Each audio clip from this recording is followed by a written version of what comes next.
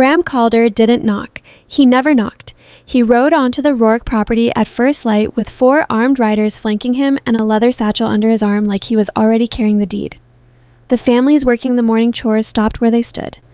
Hester Voss stepped onto the porch with a dish towel still in her hands, and Calder looked at her the way a man looks at furniture he's decided to throw out. "Where is he?" Calder said. "Not a question. Mr. Rourke is... I didn't ask you, woman." He pulled a folded document from the satchel and held it up between 2 fingers like it was something dirty. "Your 30 days started yesterday. I'm being generous coming out here personally." He smiled at the families watching from the yard. "All of you ought to start thinking about where you're sleeping next month, because it won't be here." If you've never seen a man walk back onto land he thought was his, and find an entire life growing there without him, stay with me.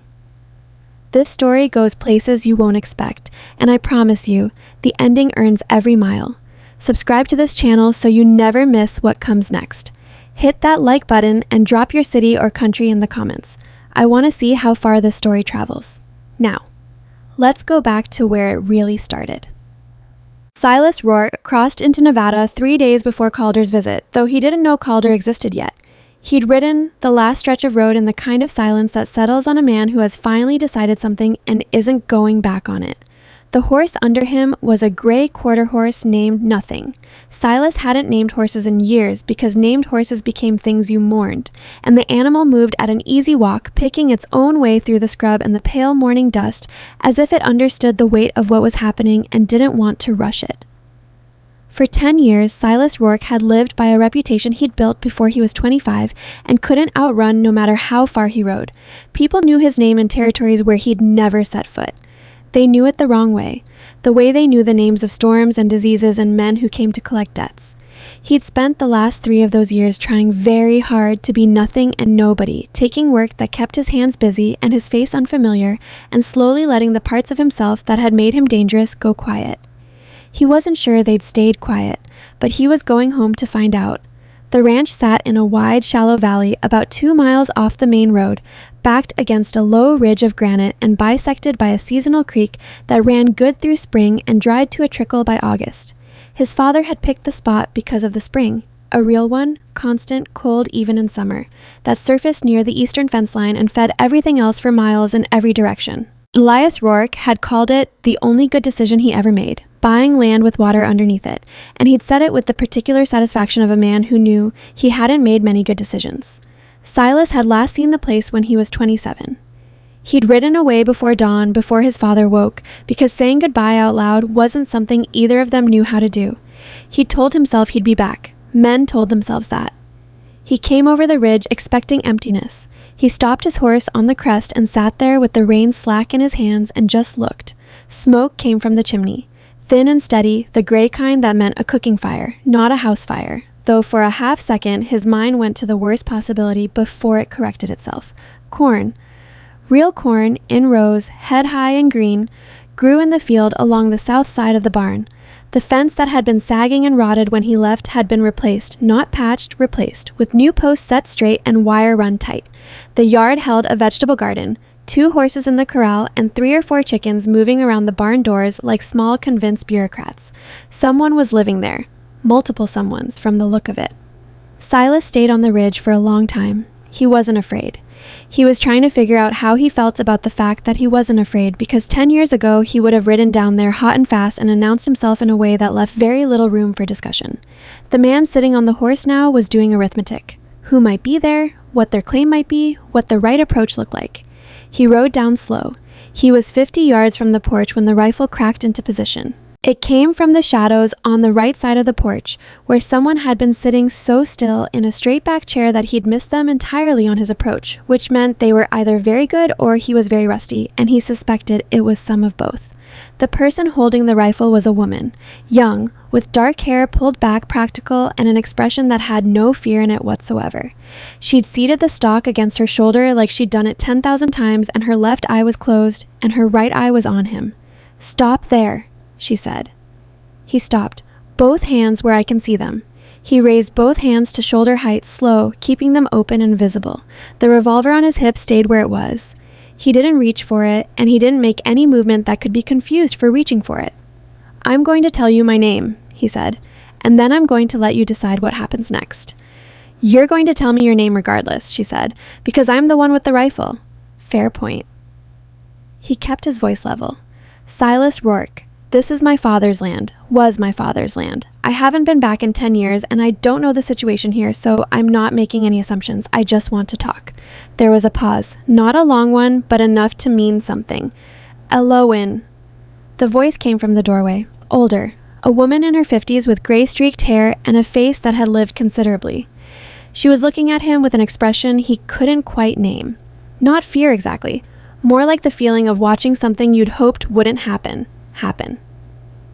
"Elowen, put the rifle down." "Aunt Hester, put it down." The younger woman, Elowen, lowered the rifle slowly. She didn't set it aside.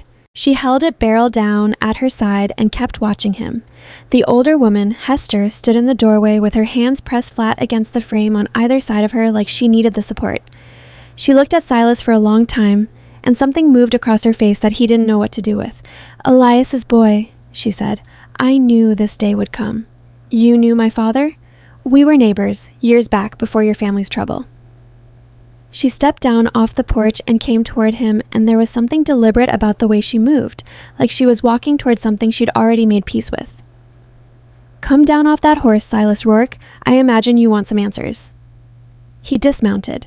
The young woman, Elowen, didn't move from her spot on the porch, and she didn't take her eyes off him, and she didn't put the rifle any further away than her right hand. Two children had appeared at the side of the barn, watching with the bright, fearless curiosity of kids who didn't yet understand what the name Silas Rourke was supposed to mean. A man came around from the back of the structure, heavy-set, maybe 40, moving with the careful deliberation of someone who'd been injured at some point and healed crooked. He took one look at Silas and went very still. There were more people here than Silas had accounted for. "How many?" he said. Hester looked at him. "How many what?" "People. Living here." "3 families," she said. "Not counting Elowen and me, 11 people total, counting the children." Silas looked around the yard, the corn, the garden, the repaired fence, 11 people and a working ranch out of land that had been abandoned and going to nothing. He nodded once, slow. "I'm not going to tell you all to leave tonight," he said. "But I want to understand what happened here, from the beginning." Hester nodded like she'd expected this, or something like it. "Come inside then. I'll put coffee on." Elowen was still watching him from the porch. As he walked toward the steps, she didn't step aside. She stood her ground, and he had to angle past her by about 6 inches, close enough to see that her jaw was set and her knuckles were pale on the rifle stock, and she was scared. Not of him, or not only of him, but of what his arrival meant for everyone on this property. He almost said something. He didn't. He went inside. The inside of the house stopped him in the doorway for just a moment. It was his father's place, and it wasn't. The structure was the same. The low ceiling, the stone fireplace that ran too hot in summer and not hot enough in winter, the kitchen built for a man who cooked the same 4 things his whole life. But someone had filled it. There was a braided rug he didn't recognize, curtains on the windows his mother had never gotten around to hanging, a shelf of books along the wall where his father had kept nothing but tools and rope. It smelled like a house that people actually lived in, coffee and wood smoke and something with onions on the stove. And that smell hit Silas somewhere unexpected, somewhere behind the sternum, because his father's house had never smelled like that. His father's house had smelled like solitude and old work and the particular sadness of a man eating alone for 20 years. He pulled out a chair at the kitchen table and sat down. Hester put coffee in front of him without asking and sat across from him. Elowen came in from the porch and stood near the door with her arms crossed. The rifle leaned against the wall within easy reach. "Your father died in the winter," Hester began. 4 years after you left. He didn't write to you?" "We didn't write to each other." Hester looked at him for a moment with something that might have been judgment and might have been understanding. "He had nobody at the end. I helped when I could, but I had my own troubles then. My husband had just passed. I was living in town, barely managing." She wrapped both hands around her coffee cup. "After Elias went, the property sat empty. The county sent notices. Some men came out from Harlan looking to see if there was anything to take. I had a key. Elias had given it to me years back for emergencies. And I made a decision. You moved in. I moved in. And I brought Elowen with me because she had nowhere else to be and because she's the most capable person I've ever known, which I say without any kind of pride because it just happens to be true." Hester glanced toward Elowen and something passed between them. Affection. the old practice kind. The families came later. The drought 2 summers back took apart 6 homesteads in this valley. People were leaving, selling cheap, losing things they'd spent their whole lives building. Elowen heard about them, started making room. Silas looked at Elowen. You invited them here. I didn't have the authority to invite them anywhere, Elowen said flatly. That's been established. But yes, I brought people here because this ranch had space and water, and the alternative was watching families sleep in their wagons through January. I'm not criticizing you. You haven't had time to start yet. The words came out sharp, and he let them land without argument because they were fair. He turned back to Hester. And the state of the property when you arrived? Hester's expression shifted. She told him, and as she talked, Silas listened to the account of what the ranch had looked like after 4 years of abandonment. The well had needed cleaning, and the pump mechanism had seized. 2 sections of fence had come down entirely, and one of the barn walls had gone soft with rot and was listing badly enough to be a danger to anything inside. The soil in the vegetable field had gone hard and needed breaking up and amending before it would grow anything. The irrigation channels that fed the lower fields from the spring had silted up and needed digging out. Elowen had done most of it. She'd done it with 2 hands and help from whoever she could recruit, and a practical intelligence that had apparently approached every problem on this property. The way you approach a problem that doesn't care how tired you are, you figure out what needs doing and then you do it.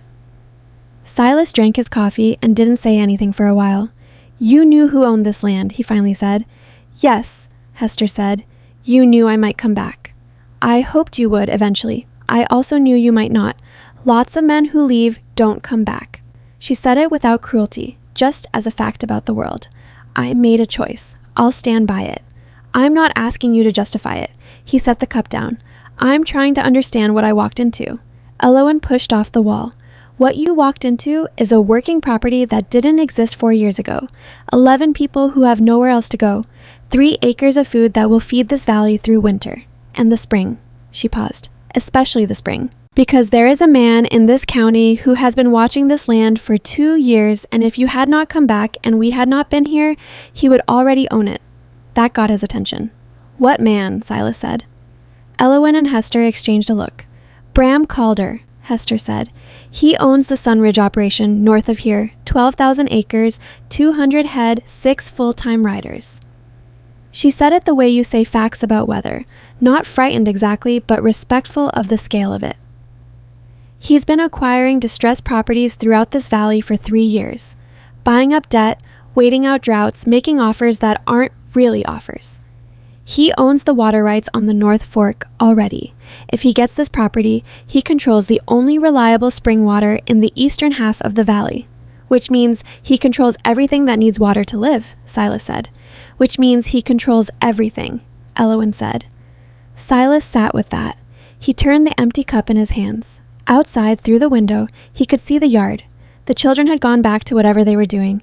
The heavy-set man was working the garden with a hoe, moving slow and steady. There was a boy of about 14 stacking wood near the barn wall, working with the focused economy of a kid who'd been taught that work was serious and had believed it. The place was alive. His father's place, which had been dying for 20 years under a man too proud and too lonely to ask for help, was alive because these people had come into it and made it so. Silas didn't know exactly what he was feeling. He recognized grief in there somewhere, for his father, for the years between them that had never been resolved. But there was something else too, something harder to name. Something that felt uncomfortably like being wrong about something he'd been certain of for a long time. He'd ridden back here thinking about land, the deed, the ownership, the simple legal fact of it. He hadn't been thinking about what land was for. All right, he said. He set the cup down and pushed his chair back from the table. Here's what I'm going to say. You can all stay, for now, but I need to understand the situation fully before I make any decisions about the future, and that means I need to see everything. The property lines, the water situation, the spring, what's been built, and what still needs doing. He looked at Elowen. You know this ranch better than I do at this point. I know every inch of it, she said. Then you'll show me. She didn't say yes right away. She looked at him with that flat, assessing gaze, trying to read whether he was sincere or whether this was the polite version of something that was going to end badly for everyone in this house. Tomorrow morning, she said finally. I've got things to do this afternoon. Tomorrow morning, he agreed. He found his own way to the barn that evening. It was a thing he did without being asked, without explaining, which Elowen noticed and filed away. He didn't ask for a room in the house. He didn't ask to be accommodated. He put his horse in the corral, found an empty stall with clean hay, and made himself a place to sleep the way a man makes a place to sleep, without drama. Hester brought him a blanket and a plate of food. "Thank you," he said. She stood at the stall door for a moment. "You're not what I expected." "What did you expect?" "Less patience," she said. "More gun." He thought about that. "I've had a long time to think about what came after the gun," he said. "I'm trying something different." Hester nodded slowly. "Your father would have liked to see this." She left before he could decide what to say to that. The first thing Silas noticed the next morning, before Elowen had said a single word to him, was how she walked the property. She moved through it the way owners move, not with arrogance, but with the particular attentiveness of someone who has learned every drain and slope and soft spot from the inside out. She pointed out where the east fence had heaved in the freeze and needed resetting. She showed him where the creek had changed course by about 8 feet and what that meant for the lower field drainage. She knew the spring the way you know a person you've been taking care of, its moods, its variations, when it ran strong, when it ran lower, what made it clear, and what made it cloudy. "This rock formation," she said, crouching near the spring's surfacing point, tracing the limestone shelf with one finger. "The water's coming up from a significant depth. It's not surface runoff. This thing has been running in every drought in recorded memory." "My father knew that," Silas said. "It's why he bought this piece." "Calder knows it too." She stood, brushing dust from her knee. "He had a man come out here about 18 months ago, said he was a surveyor checking county boundaries. He wasn't." "How do you know?" "Because I showed him to the property line and watched him spend 20 minutes staring at the spring and 0 minutes looking at any boundary marker."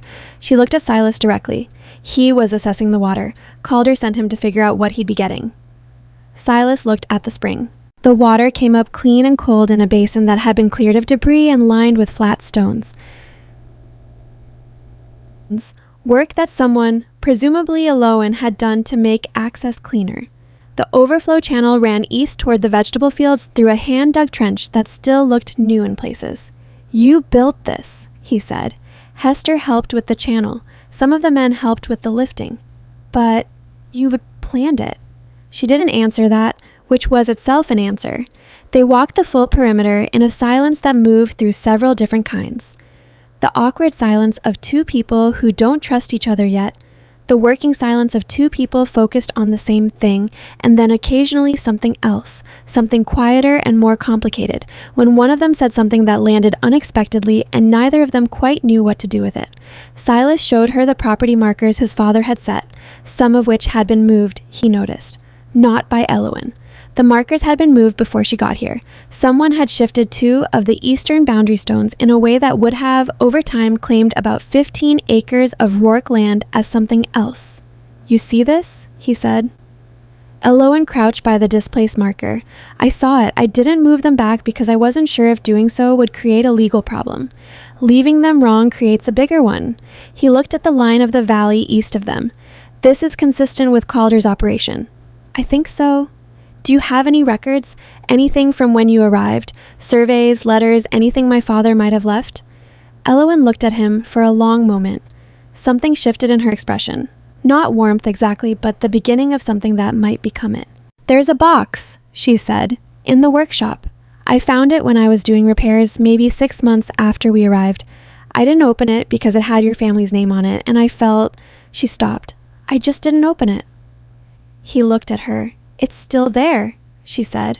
"I put it on the high shelf." They were heading back toward the barn when the riders appeared.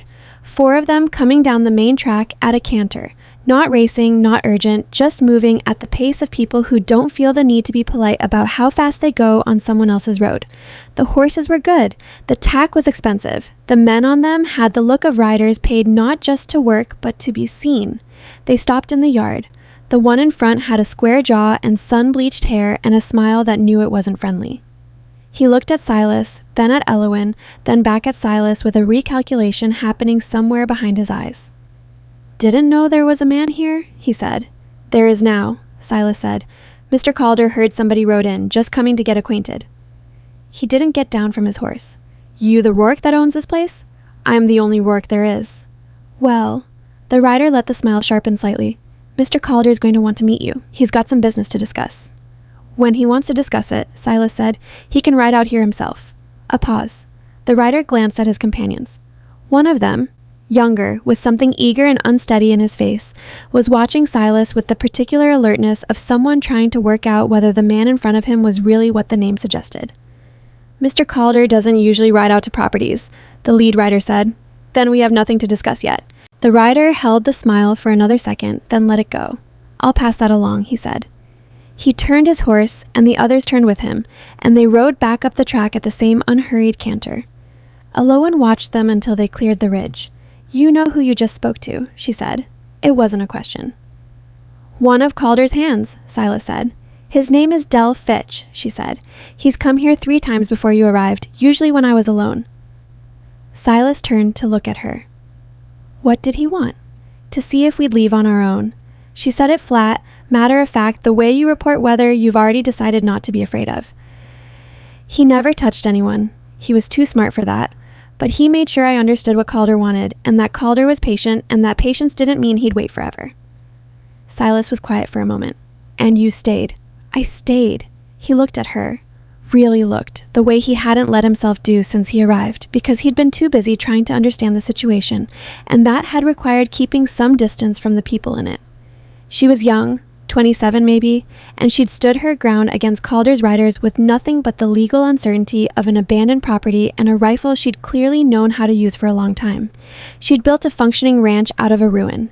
She'd protected 11 people through 2 winters. She hadn't done any of it for him. She'd done it because it needed doing, and she was the one who could. He turned toward the workshop. "Let's open that box," he said. The workshop was at the back of the barn, a small room his father had used for tool repair and making things he didn't want to pay anyone else to make. It smelled like old metal and linseed oil, and Silas stood in the doorway for a moment because it smelled exactly the same as it always had, which did something to him that he kept his face neutral about. The box was on the high shelf, exactly where Elowen had said. A flat wooden box, the kind used for documents, with the Rourke name burned into the lid in his father's crooked hand. Silas took it down. They sat at the workbench and he opened it. Inside, tax receipts going back 20 years, surveying records his father had apparently commissioned and paid for out of pocket, correspondence with the county land office, a letter from a lawyer in Harlan that had been folded and refolded many times, and at the very bottom, a hand-drawn map of the property that had detail on it, water sources, soil conditions, notes about the spring in his father's writing, that no casual survey would have included. Silas went through it piece by piece. Elowen sat across from him and didn't rush him. The tax receipts were what he needed first. His father had paid on this land every year until he died. The last receipt was dated 18 months before Silas Rourke's death, which meant there was a gap, which meant there was a question. The county should have record of the last 2 payments, he said. If they don't, then someone made sure they don't, Elowen finished. He looked at her over the box. She was watching him with that same focused attention she'd given the property that morning, the same intelligence directed at the problem in front of her. "How much do you know about what Calder's been doing in this county?" he said. "More than you might expect," she said. "Sit down for a real conversation about it. Because I don't think those riders coming out here today was a coincidence, and I don't think Calder is planning to wait much longer." Silas set the papers down. Outside, through the thin wall of the workshop, he could hear the ranch going about its afternoon, the children's voices, the sound of the hoe working soil, the horses moving in the corral, the ordinary sounds of people living their days. "Tell me everything you know," he said. Elowen took a breath and started talking, and as she talked, Silas Rourke sat in his father's workshop and listened to the full shape of what he'd ridden back into. Not an empty ranch, not a simple homecoming, but a fight that had been building for 3 years without him, in land that had kept his name even when he hadn't kept it himself. He listened to all of it. He didn't interrupt. When she finished, the light through the workshop's small window had gone from afternoon gold to something cooler and longer. "He's coming here," Silas said. "Yes," Elowen said. "With documents." "Yes." "And we need to be ready before he does." Silas looked at the box of his father's papers. "Everything my father kept, every receipt, every letter, every survey. We need to know exactly what we have before Calder shows us what he claims to have." "I can help with that," Elowen said. "I know you can." He looked at her directly, and this time he didn't look away. "That's why I'm asking." She held his gaze for a moment, measuring, the way she measured everything on this ranch, for stability and truth and how much weight it would actually bear. Then she nodded. Outside, the ranch moved through its evening, and inside the workshop, Silas Rourke and Elowen Voss began the work of learning what they were actually fighting for and what they had to fight with and whether it would be enough. Neither of them knew yet, but they were about to find out. They worked through most of that first night. Not together, exactly. Silas sorted the papers while Elowen sat across the bench and identified which ones she recognized from her time managing the property and which ones were older, from before her arrival. It wasn't comfortable work, and it wasn't meant to be. It was the kind of work where two people who don't trust each other yet find out whether they can. Silas laid the tax receipts in chronological order. 22 years of them, his father's cramped handwriting on the county forms, the amounts modest enough to tell you exactly how modest the operation had always been. The last confirmed receipt was dated February, 4 years before Silas rode back. Then a gap. Then nothing. 2 years of missing payments, Silas said. Or 2 years of payments that someone removed from the record, Elowen said. Can you tell the difference? Not from here. She pulled the county correspondence toward her and went through it letter by letter. But your father wrote to the land office twice in that period. Look at these. She set 2 letters in front of him. Carbon copies his father had kept, the handwriting shakier than the earlier documents, the letters of a man whose hands were going. The first was a straightforward inquiry about a billing discrepancy. The second was sharper, less patient. It accused the county recorder's office of losing his payment and demanded a correction before the next assessment period. Silas read both letters twice. He knew something was wrong, he said. He knew enough to complain about it in writing, Elowen said, which means there's a paper trail somewhere, if anyone's willing to look. Someone would have to go to Harlan. Yes, she paused. That someone would need to be you. He looked at her. You've thought about this. I've thought about a lot of things since Fitch started coming around. She set the letters down and leaned back slightly on the bench. I just didn't have the legal standing to act on any of them. You do. Silas sat with that for a moment. Outside, the ranch was quiet. The deep, total quiet of a rural night with no town nearby to push light into the sky. A dog he hadn't noticed before was sleeping somewhere near the barn door. He could hear its occasional shift and settle. The surveying records, he said, the ones my father commissioned. The boundary markers match them, Elowen said. The ones in their correct positions, I mean. The moved ones don't. How many were moved? 2 on the eastern line, 1 on the south. She pulled the hand-drawn map from the box. Her hands careful with it, he noticed, more careful than they needed to be for a document she hadn't created. If you redrew the boundary using the displaced markers, Calder gains access to a significant portion of the spring's watershed. Not the spring itself, but enough upstream land that he could legally interfere with the flow.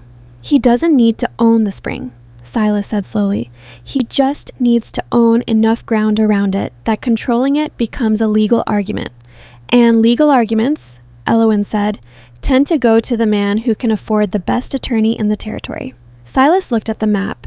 His father had drawn it in pencil, the lines careful and measured, the notes in that same cramped hand. His father had been many things, distant, proud, stubborn, past the point of reason. But he'd been precise about this land. He'd known every foot of it. He surveyed this himself, Silas said. It matches the professional survey. I checked. Silas looked up at her. When did you check? About 4 months after we arrived. She met his gaze without any apology in it. I told you I didn't open the box. I didn't. But I walked every inch of this property with the county survey records I requested from Harlan, and I compared them to what I found on the ground. I needed to know what we were sitting on. And you didn't tell anyone what you found. I told Hester. A pause. She told me to keep it quiet until we had more leverage. She was right. Silas was quiet for a moment. He wasn't angry. He was recalibrating, again, the nature of who he was dealing with. Elowen Voss had not simply moved into an abandoned ranch and kept it warm.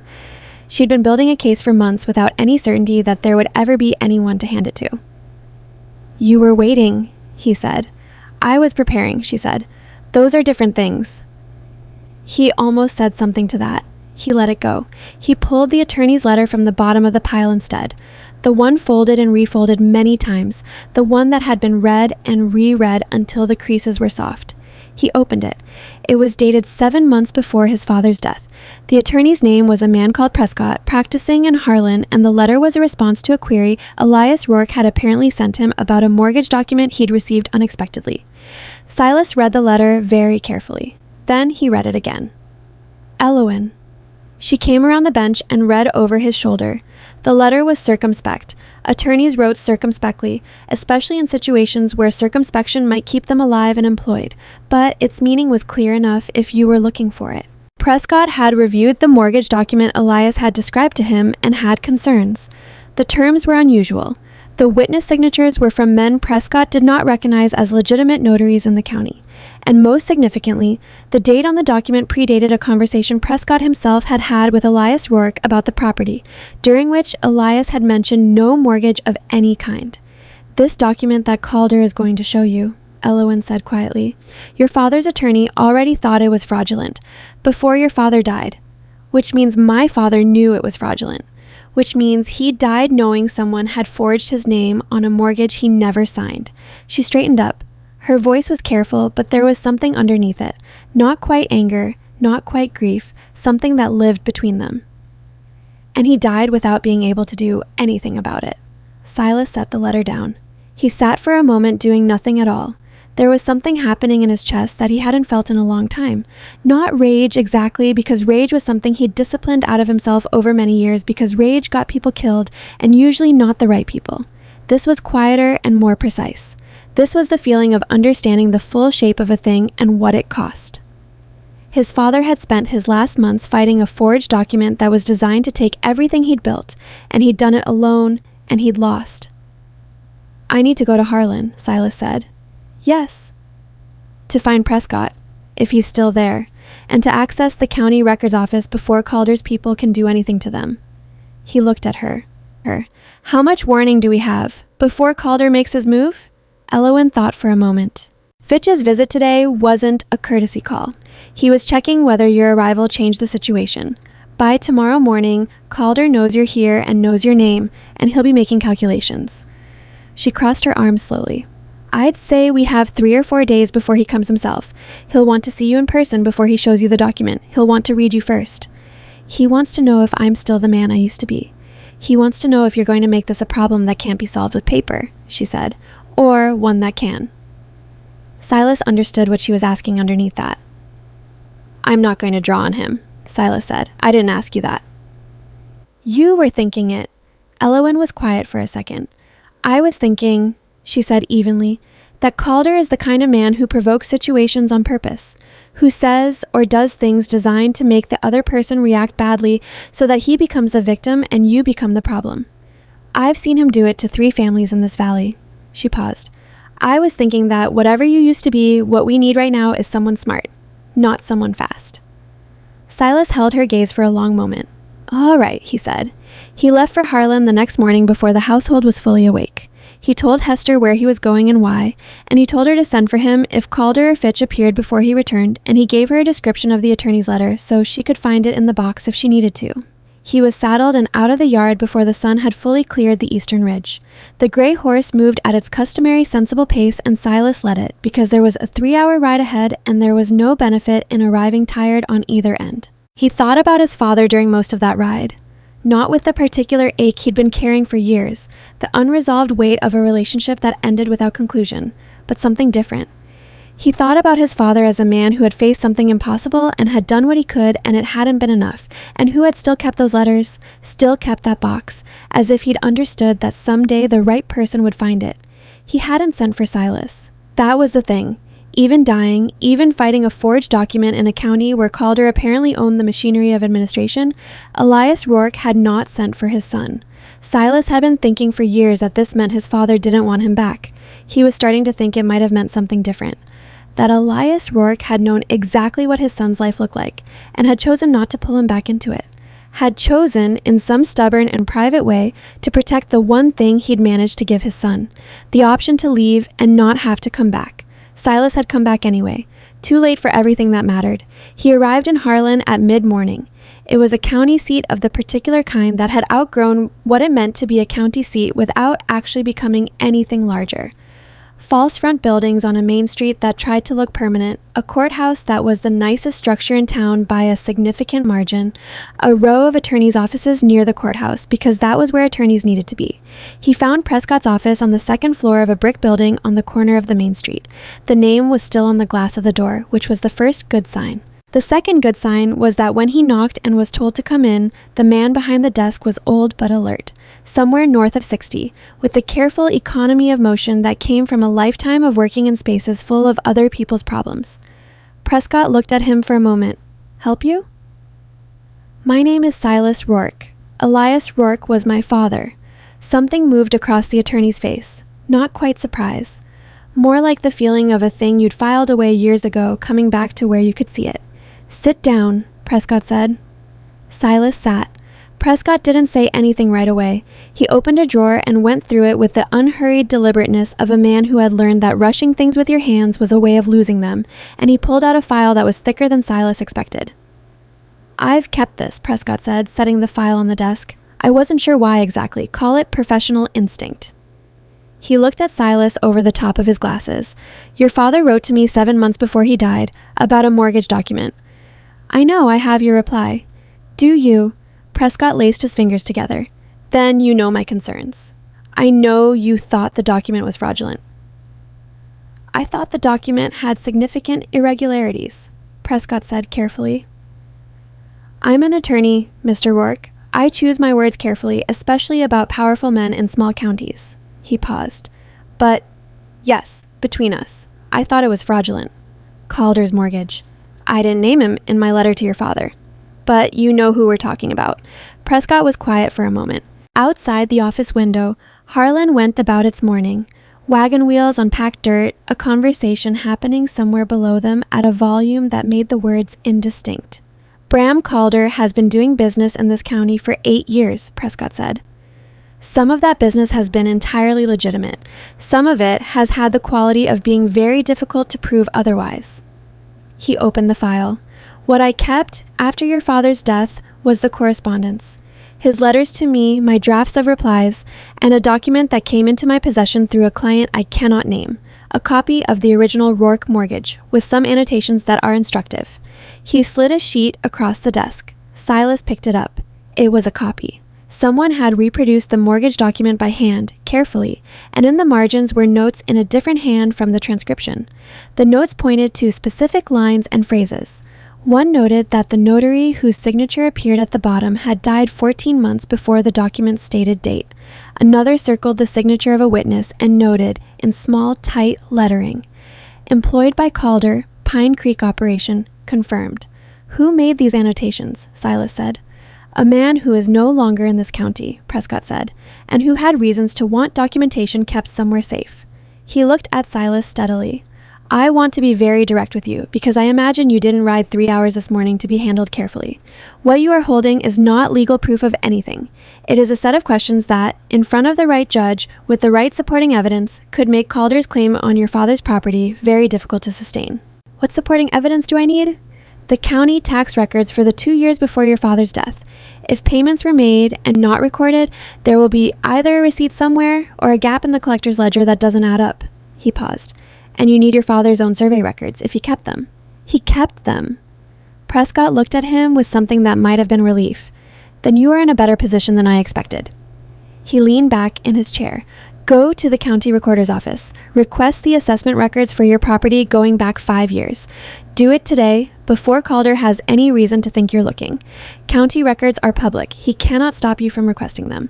But he has friends in that office, and if he knows you're asking, documents have a way of becoming unavailable." Silas stood, folding the annotated copy and putting it in his coat. "What do I owe you?" he said. "Nothing yet." Prescott held up a hand. "If this becomes a case, we'll discuss terms. Right now, I'm satisfying myself that your father's situation gets the outcome it deserved." He paused. "He was a difficult man, your father. Proud past the point of good sense sometimes. But he built something honest. That ought to count." Silas was almost to the door. "Mr. Rourke." Prescott's voice stopped him. "Be careful about what you do with what I've told you.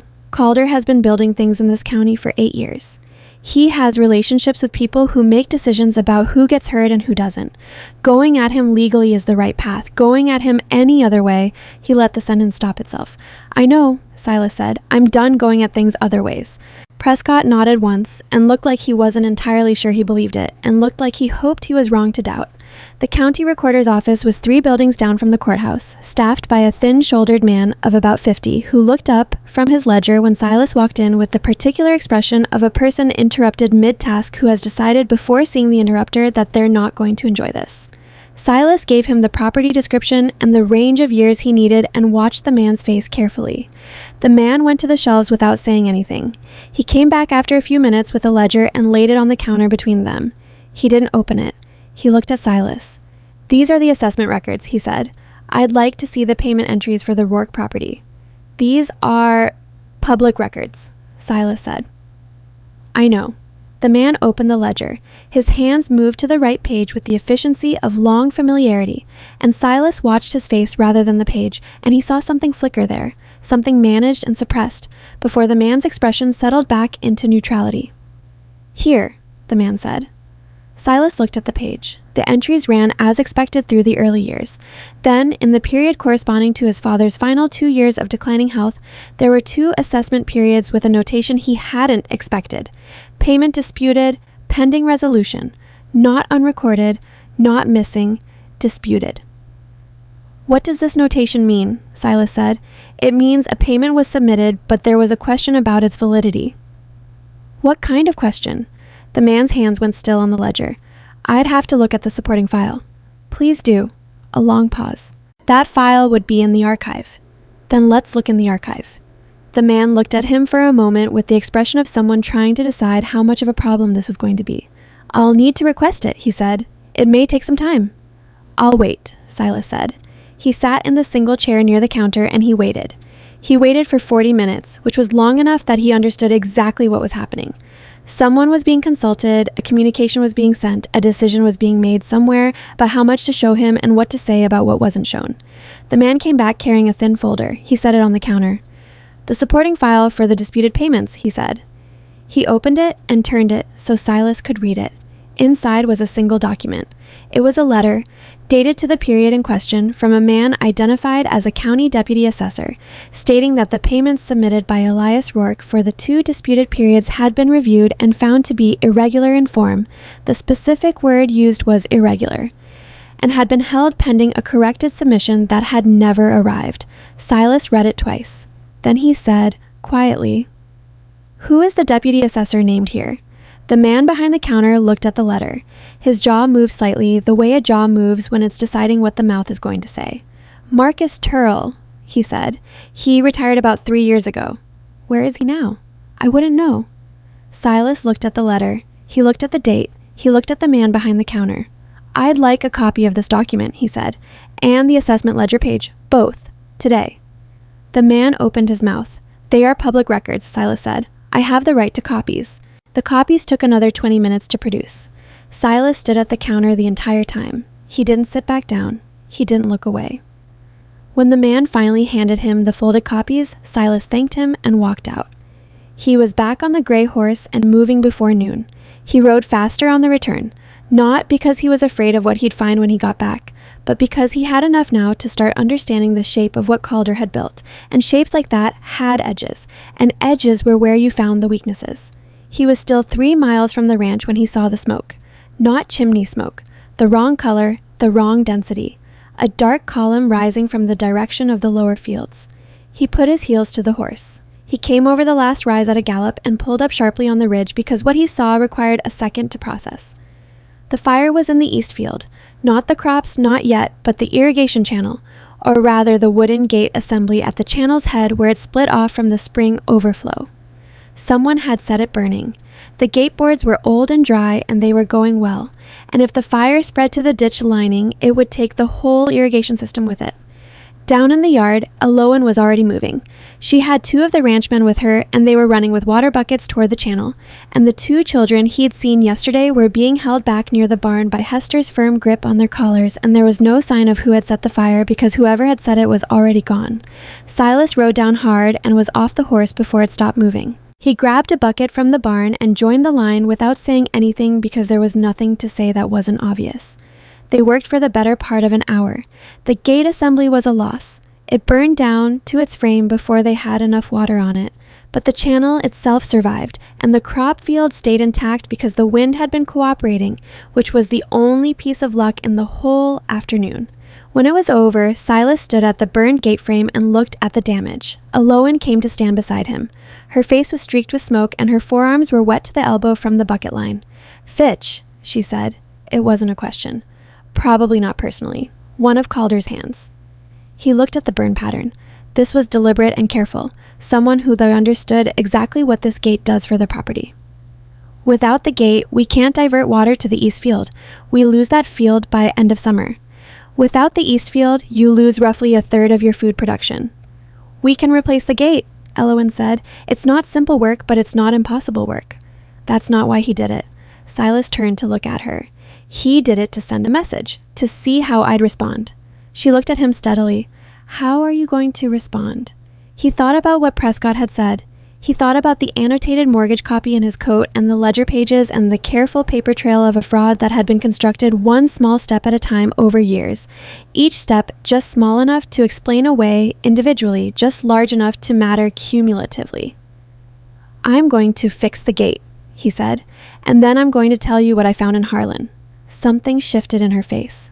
Not relief. She was too controlled for relief yet, but the first loosening of a tension she'd been holding for a long time.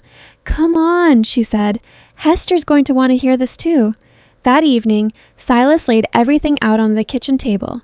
The annotated mortgage copy, the ledger pages, the recorder's letter about the disputed payments.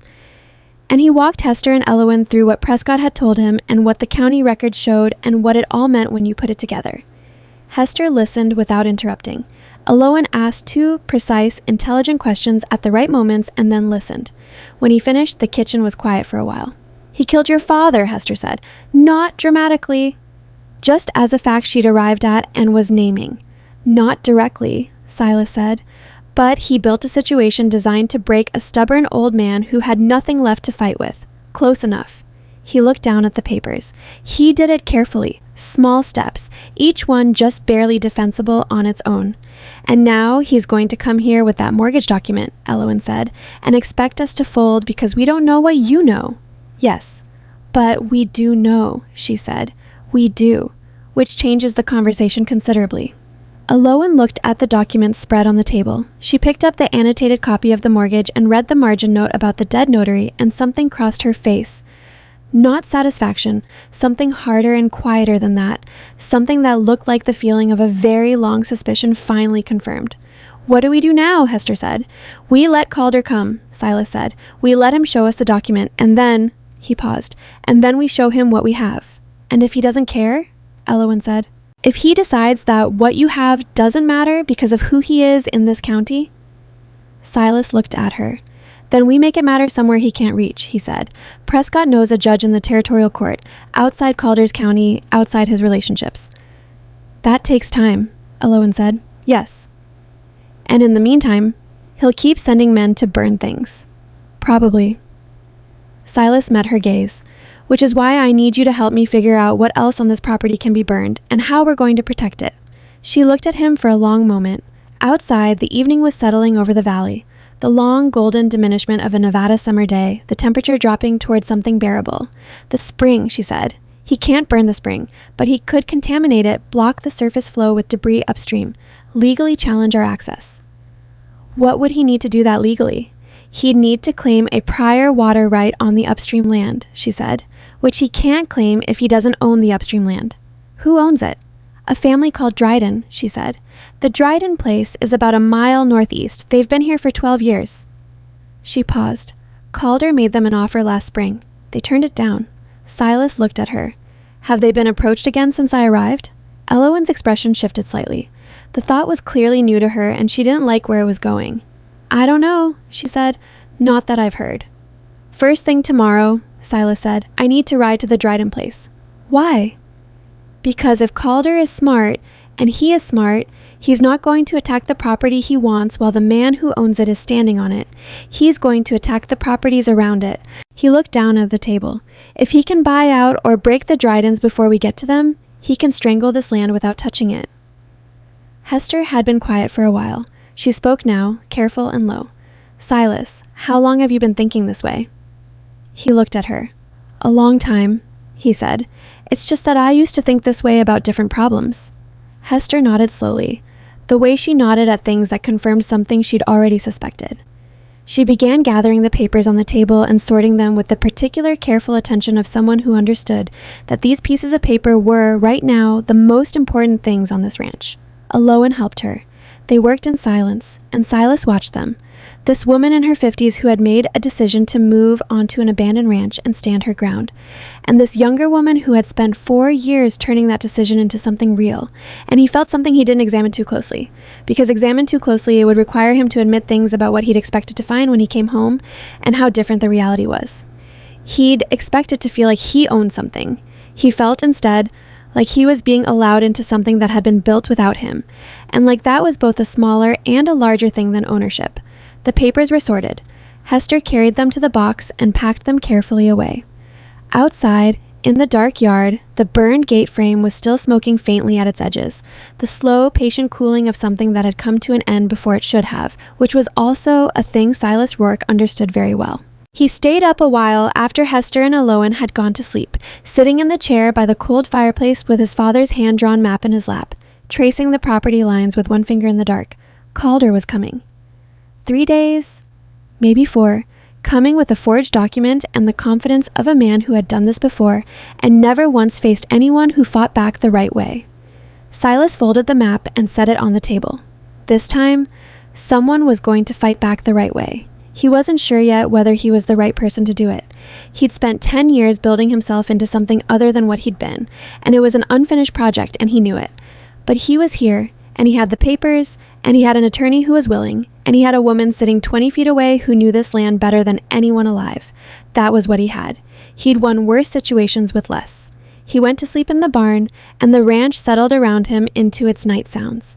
The horses moving in the corral, the dog shifting near the door, the particular silence that lives between one day's trouble and the next day's.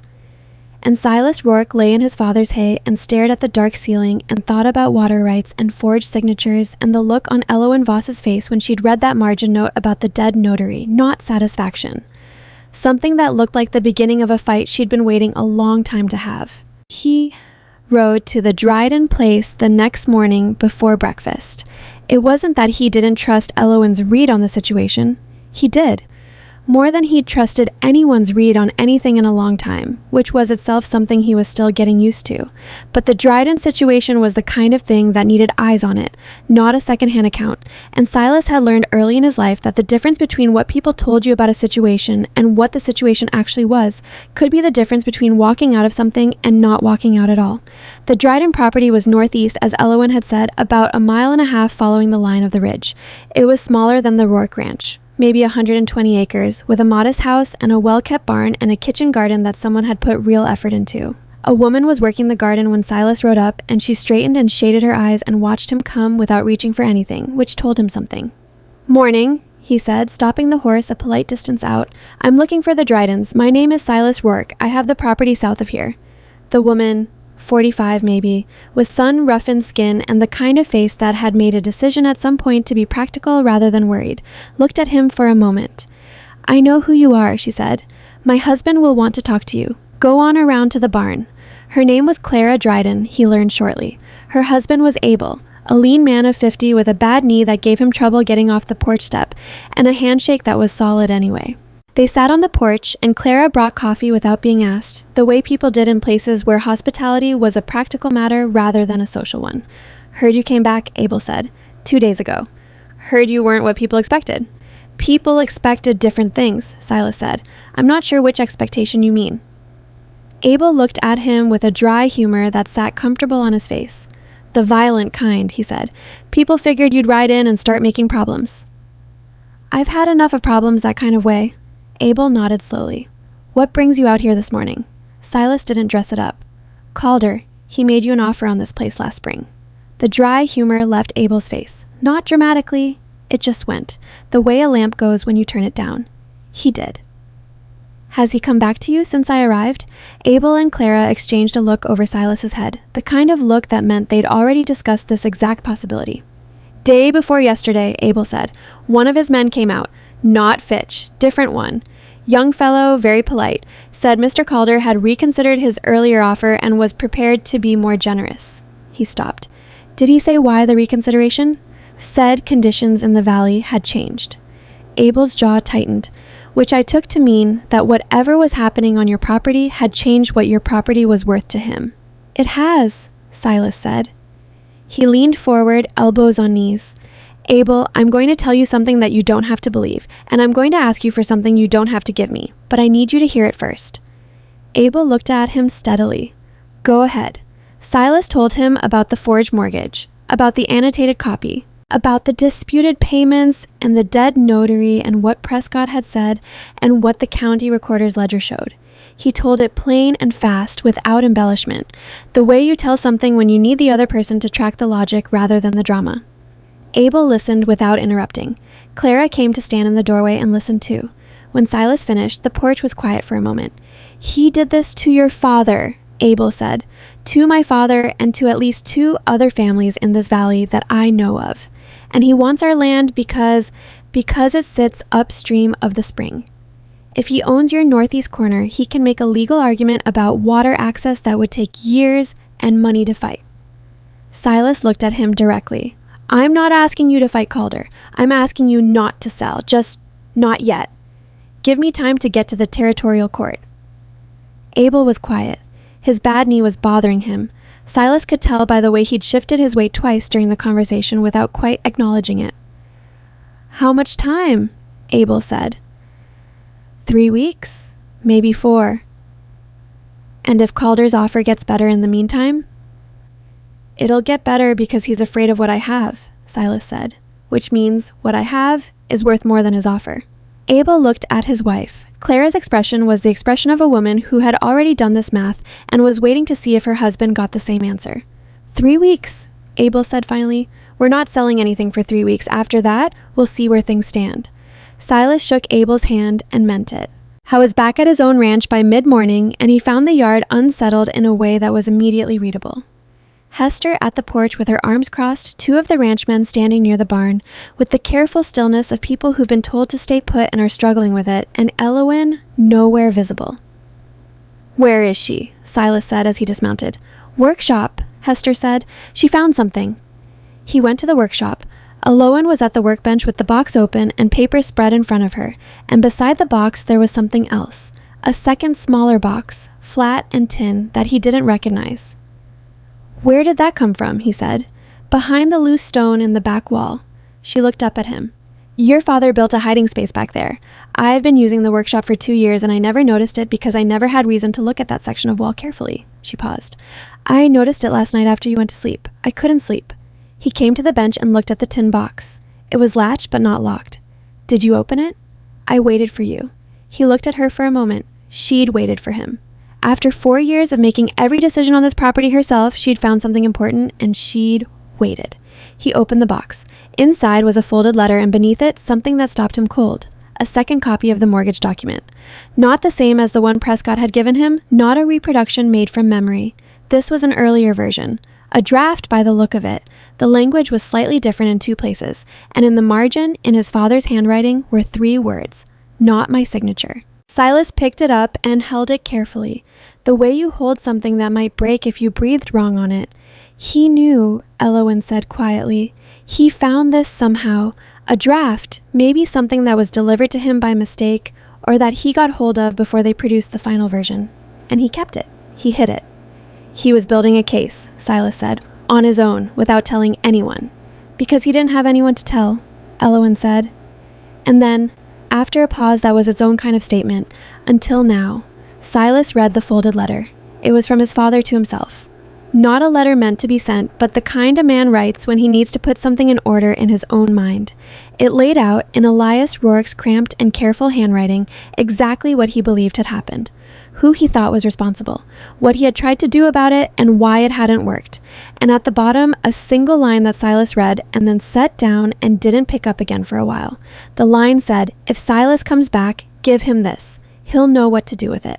Elowen didn't ask what it said. She watched Silas's face and she didn't ask. He folded the letter and put it in his coat with the other documents. He stood at the bench for a moment with his hand flat on the wood surface. We have enough, he said. Enough for Prescott? Enough for a territorial judge. He straightened up.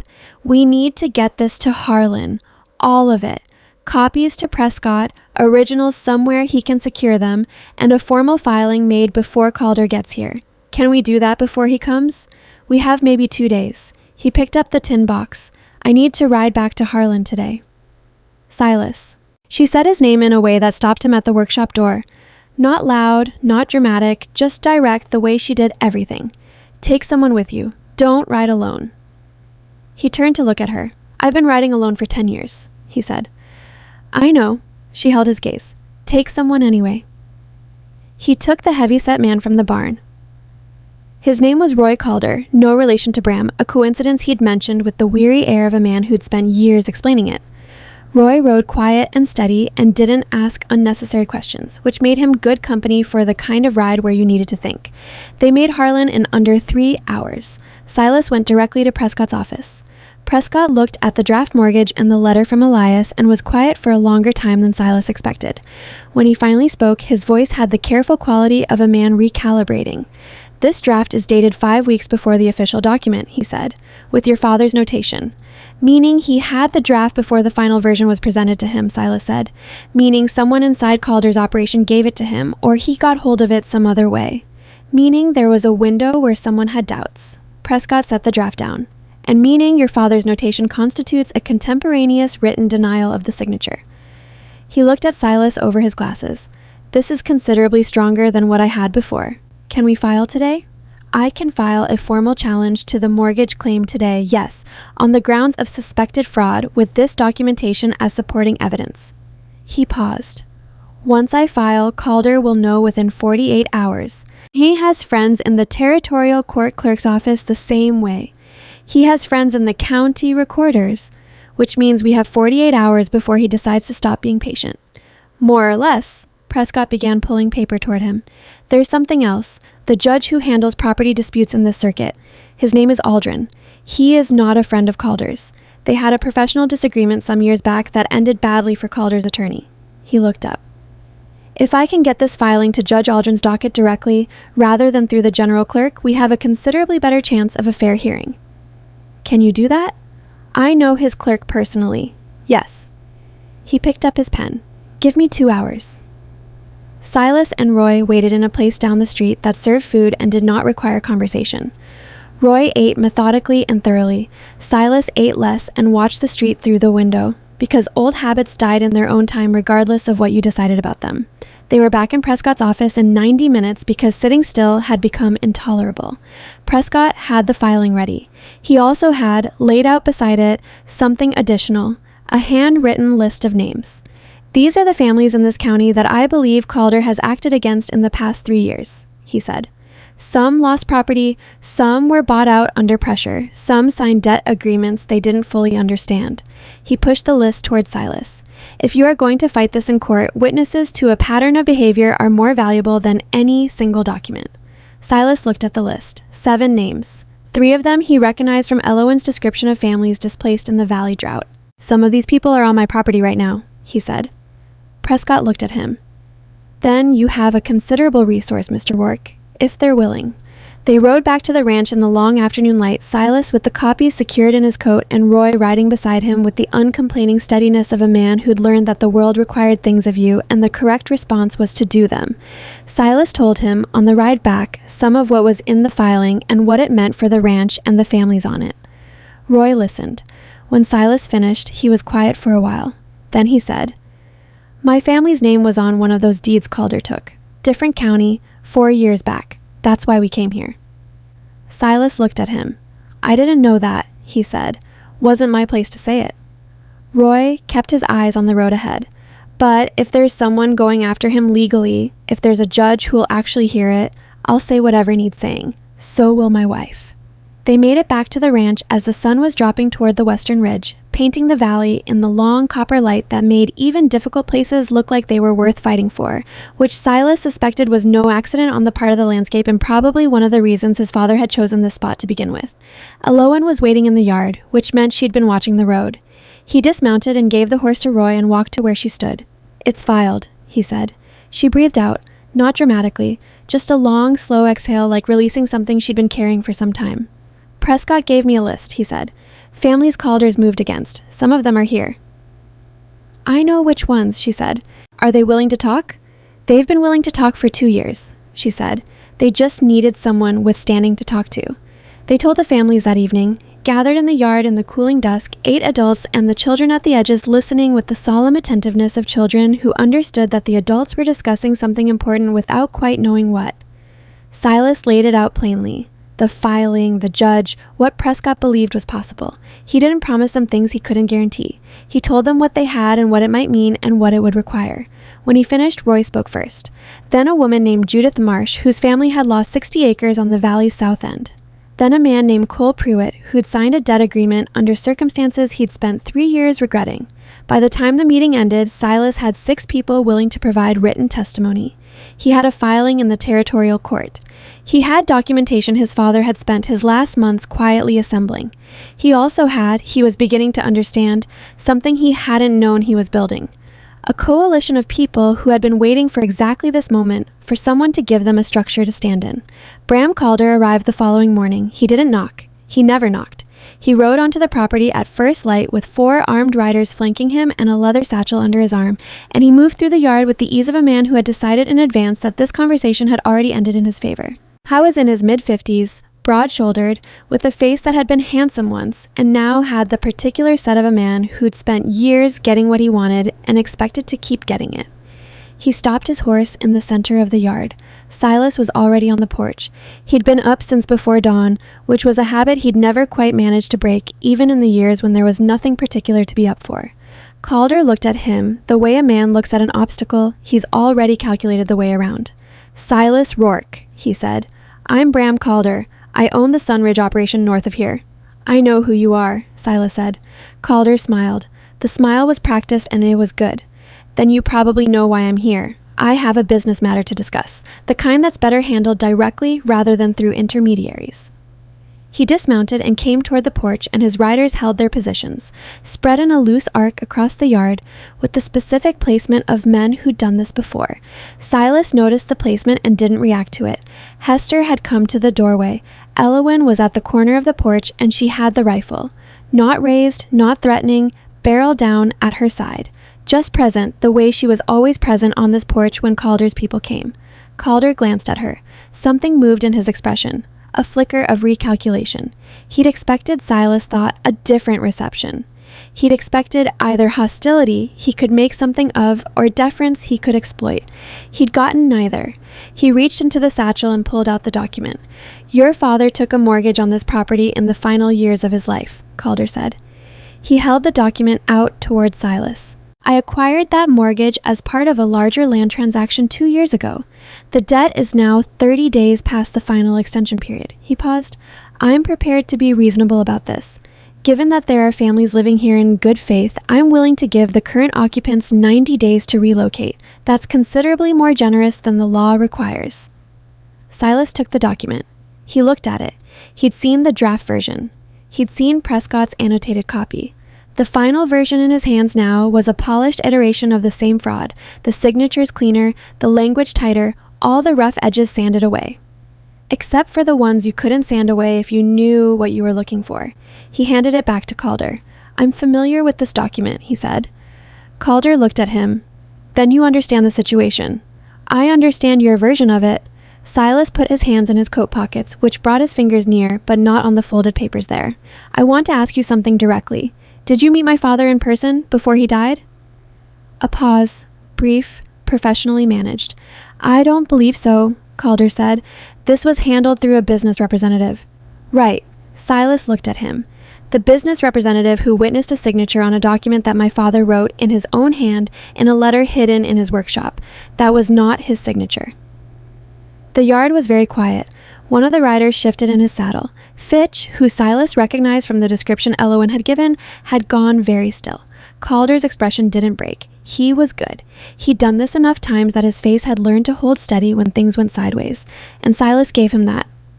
He was good at the surface of it. I don't know what you think you found, Calder said. A draft of this document, Silas said.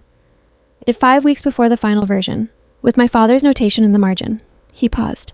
I also found the letter he wrote to his attorney, and the county assessment records showing that his payments were marked disputed by a man who, it turns out, was on your payroll at the time. Calder looked at him for a moment. The practiced smile was gone. What was under it was harder and less certain. You've been busy, he said. I've had help, Silas said. He didn't look at Elowen when he said it. These are interesting claims, Calder said. Claims require evidence. Evidence requires a court willing to hear it. And courts in this county, the filing is in the territorial court, Silas said. Judge Aldrin's docket. It was filed yesterday afternoon. Something crossed Calder's face then that wasn't managed at all. It was there for less than a second, and then it was gone. But Silas had spent 10 years reading faces for the thing underneath the thing, and he'd read it clearly. Fear. Not of Silas specifically. Fear of the specific shape of the problem that had just been described to him. A judge outside his reach, a filing already on record, a man who'd ridden back to a property he shouldn't have and found things he shouldn't have found. You should talk to your attorney, Silas said, before you say anything else. Calder looked at him for a long moment. Then he looked at the document in his hand, and something in the way he held it changed, infinitesimally, the way a man holds something differently when he's decided it's no longer a weapon but a liability. This conversation isn't finished, Calder said. No, Silas agreed. It isn't. But the part where you show me that document and I'm supposed to fold, that part is done. Calder put the document back in the satchel. He took his time about it, the way a man takes his time about things when taking his time is the only kind of control he has left in a moment. He walked back to his horse and mounted, and his riders adjusted around him, and he looked at the ranch one more time. The yard, the gardens, the barn, the people standing in the doorway and on the porch, with the expression of a man doing a different kind of calculation now. 90 days, he said. The offer stands for now. He rode out. The yard stayed quiet until the sound of hooves had cleared the ridge. Then one of the children near the barn exhaled loudly, the involuntary release of held breath, and it was such an honest and human sound that it broke the tension the way only an accidental thing can. Hester said, quietly, "He'll be back." "Yes," Silas said, "and next time he won't make an offer." "No." Silas stepped down off the porch. "Next time, he'll try something else." Elowen came off the porch behind him. She stopped beside him in the yard, and they both stood looking at the place where Calder's riders had stirred the dust. "You did well," she said. "In there. He's not done," Silas said. "I know." She paused. "But neither are we." What Calder tried next came 4 days later, and it didn't come from the front. It came from the north, in the dark, 2 hours before dawn, when the ranch was deep in sleep and the only thing moving was the occasional restless horse in the corral. Silas woke to the sound of water. Not the sound of water that belonged there, not the spring or the creek, but a different sound, the rushing, pressured sound of water moving somewhere it wasn't supposed to move, moving fast and not stopping. He was out of the barn in under a minute. The diversion gate on the main irrigation channel, the replacement gate they'd built after the fire, was gone. Not burned this time, destroyed. Smashed, the flow from the spring knocked loose and wedged open. And because the season had turned and the mountain snowmelt was still running heavy through the upstream, the spring was pushing more water than it normally did at this time of year. The full flow was coming down uncontrolled. The lower fields, the cornfield, the kitchen garden's drainage side, and the narrow corridor where 3 of the ranch families kept their supply caches were in its path. Silas shouted for the ranch. He didn't think about Calder. He didn't think about the filing or the judge or the documents in his coat. He thought about 11 people asleep in that house and barn and the 2 outbuildings, and he thought about corn and vegetable stores and the family caches, and he ran. Elowen was out of the house in the time it took him to cross the yard. She took in the situation in about 3 seconds. He watched her do it, watched her eyes go to the water and the gate and the lower fields. And she said 2 words. The caches. "Go," he said. She was already going. Roy was out of the bunkhouse. Silas directed him to the east field berm, a low earthen ridge on the field's downhill side that could, if they reinforced it fast enough, redirect the flow away from the crops and toward the dry creek channel. It wasn't designed for full spring flow, but it might hold long enough. "Get every man you can," Silas said. "Tools, timbers, anything heavy. Move." Roy moved. Silas went for the horses. He opened the corral and pushed the horses out and up the slope away from the water's path, because panicked horses in a flood were a different kind of disaster. And then he went back down into the yard where the water was already spreading across the low ground in a dark, moving sheet, cold with snowmelt, carrying silt and small debris. The children.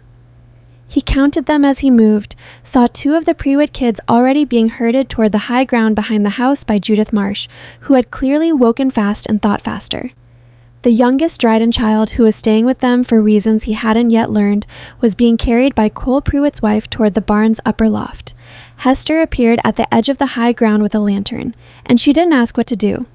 She started lighting every lamp and lantern in reach and setting them at the high ground perimeter, because light was the difference between organized and chaos when people were moving in the dark. Silas reached the broken gate mechanism. It wasn't just smashed. Someone had planned this. The mechanism had been wedged open with deliberate force. There were marks on the wood where a tool had been applied, and the wedging material was a piece of iron pipe that didn't belong to anything on this ranch. They'd come in the night with tools and a specific understanding of how the gate system worked. They'd known the layout. He looked at the iron pipe for one cold moment and then put it down because there was nothing useful to do with that knowledge right now. He threw himself into the channel to try to clear enough of the blockage to redirect the flow into the dry creek channel below. The water was cold enough to tighten his chest on contact. He worked by feel and by the light from Hester's lanterns, and Roy's men arrived 10 minutes later and worked beside him, and they got enough of the channel cleared that the main body of water found the lower path and began moving that way instead of spreading further into the fields. It took an hour. By the time the situation was controlled, the lower yard was ankle-deep in mud and standing water. One of the supply caches had taken on water before Elowen had gotten to it, and the replacement gate was completely destroyed. But the crops were intact. The caches were mostly intact. Nobody had been hurt. Silas stood in the yard in the gray pre-dawn light, wet to the waist, mud on his hands, looking at the damage. Elowen came to stand beside him. She was wet too from managing the cache situation, and her hair had come loose from where she'd pinned it and was hanging in dark strings beside her face. "He sent men in the night," she said. "Yes." "He knew the gate layout. He knew where the caches were." "Yes." Silas looked at her. "Someone gave him information about this property." She was quiet for a moment. Her jaw tightened. "Not from our people," she said. "No, I don't think so either. More likely from before. From whenever Calder had this property assessed. He knew the layout from the survey." He looked at the destroyed gate mechanism. "He's escalating. He couldn't shake me with a document, so now he's hitting the property itself, trying to make staying here cost more than leaving." "Is it working?" Roy's voice came from behind them. I was standing a few feet back, wringing out his hat, watching Silas with a direct and uncomplicated gaze. Silas thought about the question. His boots were full of cold water. His father's land was covered in a thin sheet of mud that would take a day to drain. The gate they'd spent 3 days building was gone again. They'd spend another 3 days replacing it, days that needed to go toward the harvest preparation and the ongoing repair work that never fully ended. He thought about his father writing "not my signature" in the margin of a document he'd somehow gotten hold of, and hiding it in the wall of his workshop, and writing a letter to a son he hadn't spoken to in years, and ending it with, "He'll know what to do with it." "No," Silas said. "It's not working." Roy nodded once, satisfied, and went back to wringing out his hat. Elowen was watching Silas with an expression he was starting to recognize. Not softness, not quite, but a kind of attentiveness that was different from the wary, measuring attention she'd given him that first morning. Like she was still watching the same man, but had stopped waiting for him to turn into something else. "We need to talk to Prescott again," she said. "What he did last night, destroying the gate, flooding the fields, that's not a legal dispute anymore. That's destruction of property. That's something a judge can act on." "I know." Silas looked at the iron pipe still lying in the mud near the ruined gate. "And I want that pipe. It's evidence." "Of what specifically?" "That someone came onto this property deliberately, with tools in the night, and caused deliberate damage." He looked at her. "That's not a man protecting his legal interests. That's a man who's afraid." She looked at him for a moment. "He should be," she said. The sun was coming up over the eastern ridge by the time the yard was organized, the water was draining, and the families were back to some version of their morning routines. Shaken, tired, but moving, the way people move when they've decided that stopping isn't an option. Silas sat on the porch steps and looked at the valley below. The light was doing what it always did at this hour, making things look worth something, and he was too tired to be unsentimental about it. He thought about what Calder had felt when he'd sent those men in the night. The particular kind of frustration that makes a careful man careless, that makes a man who has spent years building slow, patient schemes decide that patience has run out. Calder was afraid of the filing. He was afraid of Judge Aldrin. He was afraid of what Silas had found in that workshop, and he was responding the way men who are afraid of legal things respond when they think they can act faster than the law. He was making mistakes, and mistakes left marks. Elowen sat down beside him on the step. She didn't say anything for a moment, and he didn't say anything either, and the valley did its morning thing below them. "My father said you'd know what to do," she said, "in the letter." "He'd never met you." "No." Silas looked at his hands. The mud still worked into the knuckles, the cold still not fully out of the skin. "He wrote that line thinking about me, about the version of me he imagined might come back." He paused.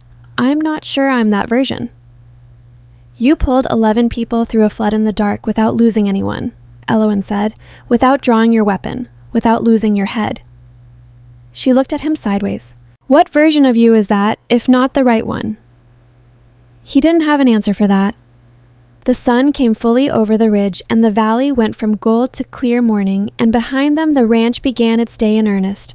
Children and adults, and the work that didn't stop for floods or forged mortgages or men who came in the night with iron pipes and bad intentions. Silas stood up. "I need to get to Harlan," he said. Again. "Take Roy," Elowen said. He almost said he didn't need anyone. He stopped himself. "All right," he said. He went to find Roy and the gray horse, and another long ride toward a fight that was finally, after years of being built in the dark, beginning to happen in the open where everyone could see it. Prescott was already at his desk when Silas walked in, which meant he'd either stayed very late or arrived very early, and from the look of the man, coat still on, a cup of coffee gone cold at his elbow. It was the former. He looked at Silas, then at the mud still worked into the seams of his boots, then back at his face. "What happened?" Prescott said. Silas set the iron pipe on the desk. Prescott looked at it. He didn't touch it. He looked at it the way a man looks at a thing that confirms something he'd hoped he was wrong about. "Tell me," he said. Silas told him. He kept it factual and sequential. The timing, the method, the specific knowledge of the property layout that the sabotage demonstrated, the damage to the replacement gate and the cache, the flooding of the lower yard. Prescott listened with his hands flat on the desk and his expression getting quieter and more focused as Silas talked, the way an attorney's expression gets when a case that was already strong becomes something else. When Silas finished, Prescott picked up the iron pipe. He turned it over once, looking at it, then set it back down. "This is not a land dispute anymore," Prescott said. "That's what Elowen said." "She's right." He stood up and went to his shelf of reference materials with the efficiency of a man who knew exactly which volume he needed. Deliberate destruction of property, trespass. "If we can demonstrate that the men who did this were acting on Calder's instruction." "We can't demonstrate that directly," Silas said. "Not yet." "No. But we don't need to demonstrate it for the property charge. We need to demonstrate it for the broader pattern." Prescott pulled a volume down and opened it on the desk beside the iron pipe, the two objects sitting together in a way that felt oddly significant. The law and the evidence of what happened when someone thought they were above it. "I'm going to file an emergency motion with Judge Aldrin, seeking an injunction against further interference with the property pending resolution of the main fraud claim." He looked at Silas. "If Aldrin grants it, any further action against your property becomes contempt of court. That's a significantly different conversation. How long to get the injunction? If Aldrin moves on it, 2 days, possibly 3. He paused. He's a man who doesn't like being pushed, and what happened last night is going to read to him as someone trying to force a resolution before the court can act. He almost smiled, but it was the thin kind that didn't reach his eyes. "Bram Calder just made my argument for me." Silas was quiet for a moment. "There's something else," he said. He reached into his coat and brought out the iron pipe's companion piece, something he hadn't mentioned yet, something Roy had found wedged in the channel debris when they were clearing it that morning. It was a small metal tag, the kind used to mark livestock or equipment stamped with a ranch identifier. He set it on the desk beside the pipe. Prescott looked at it. He picked it up and read the stamp. He set it down very carefully. "That's a Sunridge brand mark," he said. "Yes, on equipment found on your property." "In my irrigation channel," Silas said, "where someone used it to block the flow." Prescott sat back down. He looked at the brand tag and the iron pipe for a long time, and when he spoke again, his voice had the particular quality of a man who has just watched a case move from difficult to winnable. Someone on Calder's operation was careless, he said. Or someone on Calder's operation wanted to leave a mark, Silas said. Not everyone who works for a man like that is working for him by choice. Prescott looked at him sharply. Do you have someone specific in mind? Not yet. Silas thought about Fitch, the lead rider, the one who'd come to the property 3 times before Silas arrived, the one who'd gone very still when Silas named the filing and the judge, a man who'd been watching these families for months, coming out here, delivering messages, doing a job that required looking at people's faces when you told them things that frightened them. That kind of work changed some men and didn't change others, and Silas had gotten a read on Fitch that he was still turning over. But if the filing goes forward and Calder starts to feel the walls closing, some of his people are going to start thinking about their own situations. You're suggesting someone might be willing to talk. I'm suggesting it's worth being ready if they are. Prescott nodded slowly. He pulled a piece of paper toward him and began writing, and Silas sat across from him in the attorney's cluttered, overfull office in the morning light and felt something he hadn't felt in a long time. The particular sensation of momentum. Not the violent kind, not the kind that came from speed and force and things that ended badly. The slower kind, the kind that built. He left Prescott to his filing and rode back to the ranch with Roy. And this time Roy talked some about his family's history with Calder's county operation, about the debt agreement he'd signed that had cost them their original homestead, about his wife's reaction when Silas had come back and things had started moving. He talked about it without self-pity, the way men talk about things they've decided to be done grieving over, which didn't mean the grief was gone, just that they'd found a shelf for it. She cried, Roy said, when I told her about the filing, not sad crying, the other kind. Silas didn't say anything to that. He let it sit. She hasn't done that in a while, Roy said. Then he stopped talking, because that was the end of what he wanted to say about it. They made it back to the ranch by early afternoon and found the yard reorganized and the lower fields being drained by a system of small ditches that Elowen had apparently designed and the ranchmen had been digging since morning. The efficiency of it was typical. She'd looked at the problem, found the solution that used what was available, and put it in motion without waiting to discuss it. She came out of the east field when she saw them ride in, brushing dirt from her hands. Prescott's filing the injunction, Silas told her. Good. She looked at Roy. The grain cache is dry. I need your help moving the barrels back into the storage room this afternoon before the weather changes. Yes, ma'am, Roy said, and went to do it, because that was Roy. Silas watched Elowen watching Roy go, and he noticed the way she tracked it, making sure the thing she'd asked for was actually going to happen. The habit of a person who'd learned not to assume that requests became actions without follow-through. It was an exhausting way to live. He understood it completely. We need to talk about Fitch, he said. She turned to look at him. Del Fitch. You said he came here 3 times before I arrived. You watched him. You read him. He paused. What did you make of him? She thought about it. Not long. She'd clearly already thought about it before and was retrieving the conclusion rather than forming it. He was doing a job, she said. He wasn't enjoying it. There's a difference between a man who comes to frighten people because he wants to and a man who comes to frighten people because it's what he's been told to do. She paused. He looked at the children once, just for a second, and then he looked away fast, like looking was something he'd decided not to do. Silas nodded. He's been with Calder for how long? I don't know exactly. At least 2 years. Long enough to know what Calder's been doing. Long enough to be implicated in some of it, which means he can't walk away clean unless he has something to trade. Silas looked down the road Fitch had ridden in and out of this yard 3 times. If the filing goes to court, Calder's going to start looking for someone to carry the weight for him. Fitch is a good candidate. You think he knows that. I think a man that careful, a man who looks away from children, has been thinking about it. Elowen was quiet for a moment. You want to approach him.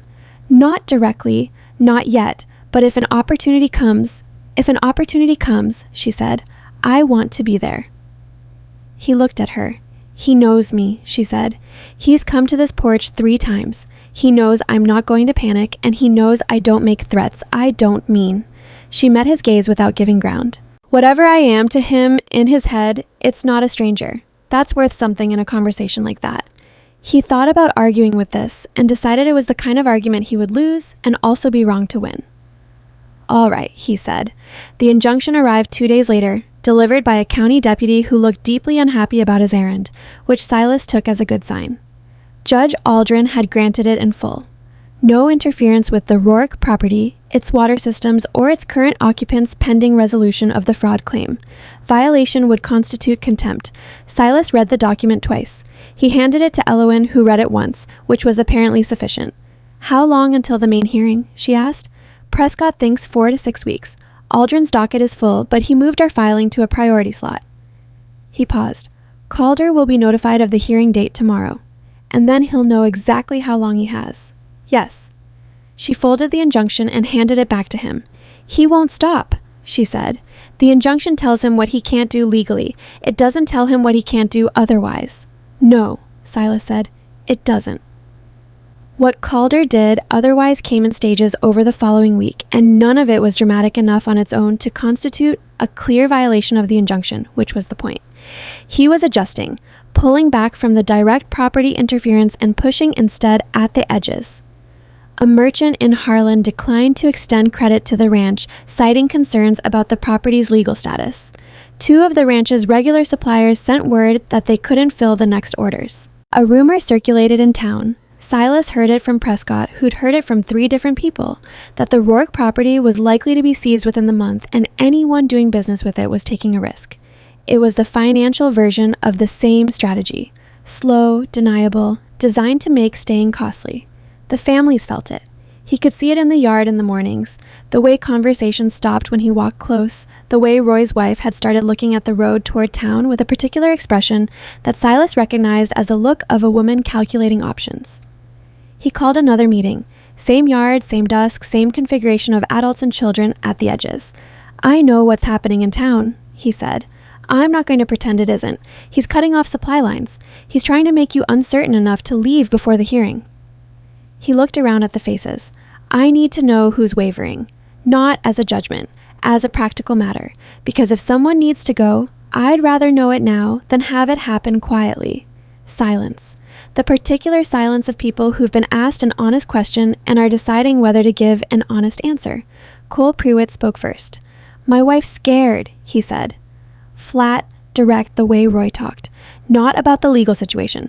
About what comes next if we win. "We've been on someone else's land for 2 years. Even if you win, we're still on someone else's land." It was a fair thing to say, and Silas knew it. "I've been thinking about that," he said. "What happens after? If the fraud claim succeeds, and Prescott believes it will, the properties Calder acquired through the same methods become contestable. That means some of what he holds could come back to the families it was taken from." He paused. "And this property, what I do with it? I've been thinking about that too." He hadn't said any of this out loud before. Elowen, standing at the corner of the yard, went very still.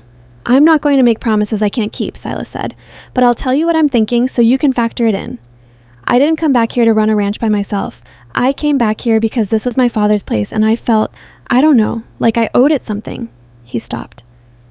"What I found when I got here was something my father never built. Community. People looking out for each other. I'd be a fool to undo that." He looked at Pruitt. "That's what I'm thinking. But I'm going to need the next 4 weeks to make it happen, and I need you all still here." Pruitt looked at his wife. She was looking at Silas with the expression of a woman deciding whether a man meant what he said. 4 weeks, Pruitt said. 4 weeks, Silas confirmed. The next morning, Abel Dryden rode down from the northeast property. He came alone, which meant it wasn't a social call, and he came at a pace that meant it was urgent, and when he dismounted in the yard, his bad knee almost buckled on the landing, and he caught himself on the horse's neck and kept coming anyway. "Calder's man came back yesterday," Abel said. "The polite one. He made a new offer." He stopped to catch his breath. Clara about threw him off the porch. "But," Silas said, "but he left something behind." Abel reached into his coat and handed Silas a folded document. Said Calder wanted me to understand the full picture before I made a final decision. Silas unfolded it. It was a copy of a debt instrument, not the Rourke mortgage, a different document. One with Abel Dryden's name on it. A debt agreement from 4 years back. The kind with terms that compounded. The kind that started reasonable and became impossible over time. The kind Silas had heard described by Cole Pruitt and others. He looked at Abel. "Did you sign this?" "Never seen it before in my life," Abel said. His voice was steady, but his jaw was doing something tight and complicated. "I've never borrowed from Calder. Never borrowed from anyone except the bank in Harlan, and that's been paid off for 2 years. Silas folded the document. He's expanding, Silas said. He knows the Rourke filing puts his land acquisition strategy at risk. He's trying to secure your property before the hearing changes the landscape. With the forged debt, same method as my father. He looked at Abel steadily. Same handwriting shop, probably. Abel was quiet for a moment. His expression was the expression of a man who has just understood something that had been abstract is now personal. What do I do? He said. You take that document to Prescott today, Silas said. Today, and you tell him you want to add your name to the testimony list. Abel looked at him. Clara, too? If she's willing. She's been willing since the day that polite man first showed up at our door, Abel said. She's just been waiting for someone to tell her where to aim it. That same afternoon, while Abel was riding to Harlan, Del Fitch appeared at the south fence line. Not with riders. Alone. On a horse that wasn't his usual, a plain brown animal without the Sunridge tack, and wearing trail clothes rather than the working gear he'd had on every other visit. He stopped at the fence and didn't come onto the property, which was either a legal calculation or a signal, and Silas thought it was both. Elowen saw him from the garden. She came to find Silas without running, moving at her normal pace, which meant she had a read on this. Fitch is at the south fence, she said. Alone. Silas looked at her. Your read? He's not here for Calder, she said. They walked to the south fence together. Fitch watched them come with the stillness of a man who'd made a decision and was past the point of reconsidering it. He was younger than Silas had expected up close, somewhere in his early 30s, with a face that had a few years of hard weather on it, and eyes that had the particular quality of someone who'd been paying close attention to things he couldn't say anything about. Mr. Rourke, he said. He nodded at Elowen. Miss Voss. Fitch, Silas said. A pause. A clean one. Not uncomfortable, just the pause of a man organizing what he'd come to say. I heard about the filing, Fitch said, and the injunction. Most people have by now. I heard something else too. Fitch looked at a point somewhere between them and the fence post, the way a person looks when they're talking about something they'd rather not be looking at directly. I heard Calder's looking to put the property damage on someone specific, someone who can take the legal weight for the gate and the flooding without it reaching back to him. He paused. I've been with Sunridge for 3 years. I know things about how Calder operates. I know things about specific properties, about what was done and who was told to do it. Silas said nothing. He let the silence work. I didn't break your gate, Fitch said. I want that on the record. I wasn't there that night, but I know who was, and I know who gave the order. Can you prove it? Elowen said. Fitch looked at her. I kept records, not because I planned to use them, because... He stopped. Because I watched what happened to families in this valley, and I kept records because it felt like someone should.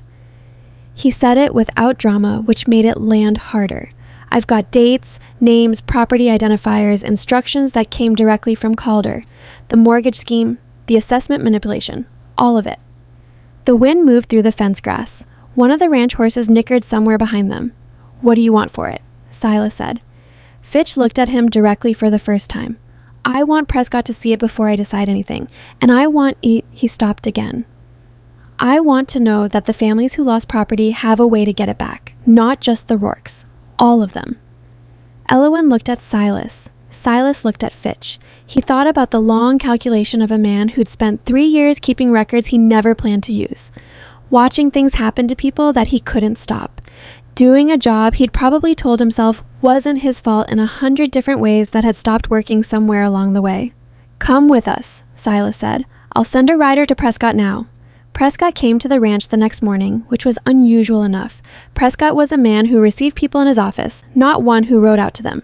That its unusualness told Silas something about how seriously the attorney was taking what Fitch had described. He sat at the kitchen table with Fitch and Hester, brought coffee, and then went quietly to another room and stayed there, which was Hester's particular form of discretion.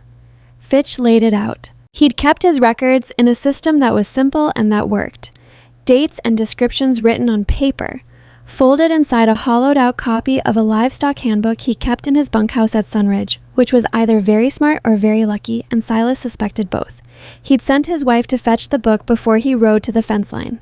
She'd brought it to him at a meeting point a mile from Sunridge before he came here, which meant he'd been planning this for at least a day, which meant he'd made the decision before he saw what decision Calder was going to pin on him. Prescott read through the records with the focused quiet of a man reading something he knows is going to change the nature of a legal proceeding. He asked 4 specific questions, all of which Fitch answered with the directness of someone who'd decided he was done with vague. When Prescott finished, he sat for a moment with his hands flat on the table. "This is corroborative testimony," he said. "Combined with the documentation from the Rourke case and the Dryden instrument, this is a pattern of organized fraud across multiple properties and multiple victims." He looked at Fitch. "You understand what testifying to this means for your situation." "I lose my job," Fitch said, "and Calder makes things difficult for me wherever he can reach." "He can reach considerably," Prescott said. "I know." Fitch looked at his coffee cup. "I should have done this 2 years ago. I know that too." He paused. "I kept telling myself it wasn't my business, that I was just delivering messages." He stopped. "Then I came to this property and there were children here, and that woman," he glanced at Elowen, who was standing near the door, listening. "That woman standing on the porch with a rifle and 2 kids behind her, and she didn't look scared, she just looked like she was going to make me the problem if I stepped wrong." He looked back at the table. "I kept thinking about that." Elowen said nothing, but something shifted in her face, not quite the thing it might have been in someone less contained, but a movement there nonetheless. "I'll take your testimony formally," Prescott said, "today, before you leave this table." He began pulling paper toward him. "And I will need you available for the hearing." "I'll be available," Fitch said. The formal testimony took 2 hours. Silas stayed in the room. Elowen stayed in the doorway. Fitch went through it all. The specific orders, the properties, the methods, the men involved, the payment arrangements that had been designed to keep everything one removed from Calder while keeping Calder's hands on every decision. When it was done, Fitch looked like he'd carried something heavy for a very long time and had finally put it down. Not better, not relieved, just emptied, the way you feel after something that needed doing is done. "Where are you going to go?" Elowen asked. Fitch looked up. "My wife's family is in the Eastern Territories. We've been talking about it." He paused. The talking got more serious this week. "If you need a place to stay before the hearing," Silas said, "there's room here." Fitch looked at him for a moment with an expression that moved through several things: surprise and something more complicated than surprise. "I'll let you know," he said. He left. Prescott stayed. They sat at the kitchen table, Silas, Elowen, Prescott, and Hester, who came back when she heard Fitch's horse leave. And Prescott laid out what they now had and what it meant. The fraud claim on the Rourke property was always strong, he said. The Dryden instrument adds a second active case. Fitch's testimony provides the connective tissue that makes this a pattern rather than isolated incidents. He paused. Judge Aldrin is going to see something he has not had the opportunity to act on in 20 years of watching Calder operate in this county. He is going to see sufficient evidence to potentially strip Calder of properties acquired through fraudulent means. Hester, who had been quiet through most of this, said, "All of them? The properties he took?" "It will depend on the specific evidence for each one," Prescott said. "But several. Yes, very possibly." The kitchen was quiet. Outside, the ranch was doing its midday work. Someone was hammering on the gate replacement, the rhythm of it steady and patient, the sound of a thing being rebuilt. Silas looked at the table. He looked at his hands. "Calder is going to find out about Fitch by tomorrow," he said. "Maybe sooner." "Yes," Prescott said, "which means tomorrow or the day after he'll know the full shape of what he's facing." Silas paused. "What does a man like that do when he knows he's losing?" Prescott looked at him steadily. "One of 3 things," he said. "He runs. He negotiates, or he decides that if he can't have the thing, nobody can." Elowen stood up from the table. She walked to the window and looked out at the yard, at the property, at the rebuilt fence and the cornfield and the spring beyond the east boundary marker. "He goes for the spring," she said. Not a question. The statement of someone who had thought about this property's vulnerabilities longer and more carefully than anyone else in the room. Silas came to stand beside her at the window. Below the ridge, the spring surfaced in its basin, cold and clear and constant, the one thing on this land that had never failed, the one thing that made everything else on this land possible, the one thing that, if damaged badly enough, would make the property worthless to everyone. "We need to watch it," Silas said. "Around the clock." Elowen said, "starting tonight." They organized it that afternoon. Silas, Roy, Cole Pruitt, and 2 other ranchmen took turns through the night, 2-hour watches, 2 men at a time, positioned at the spring basin and at the upstream approach that Elowen had identified as the most vulnerable access point. The first night passed without incident. The second night passed without incident. On the third night, Silas was on watch with Roy from 2 to 4 in the morning when the horses gave them the warning.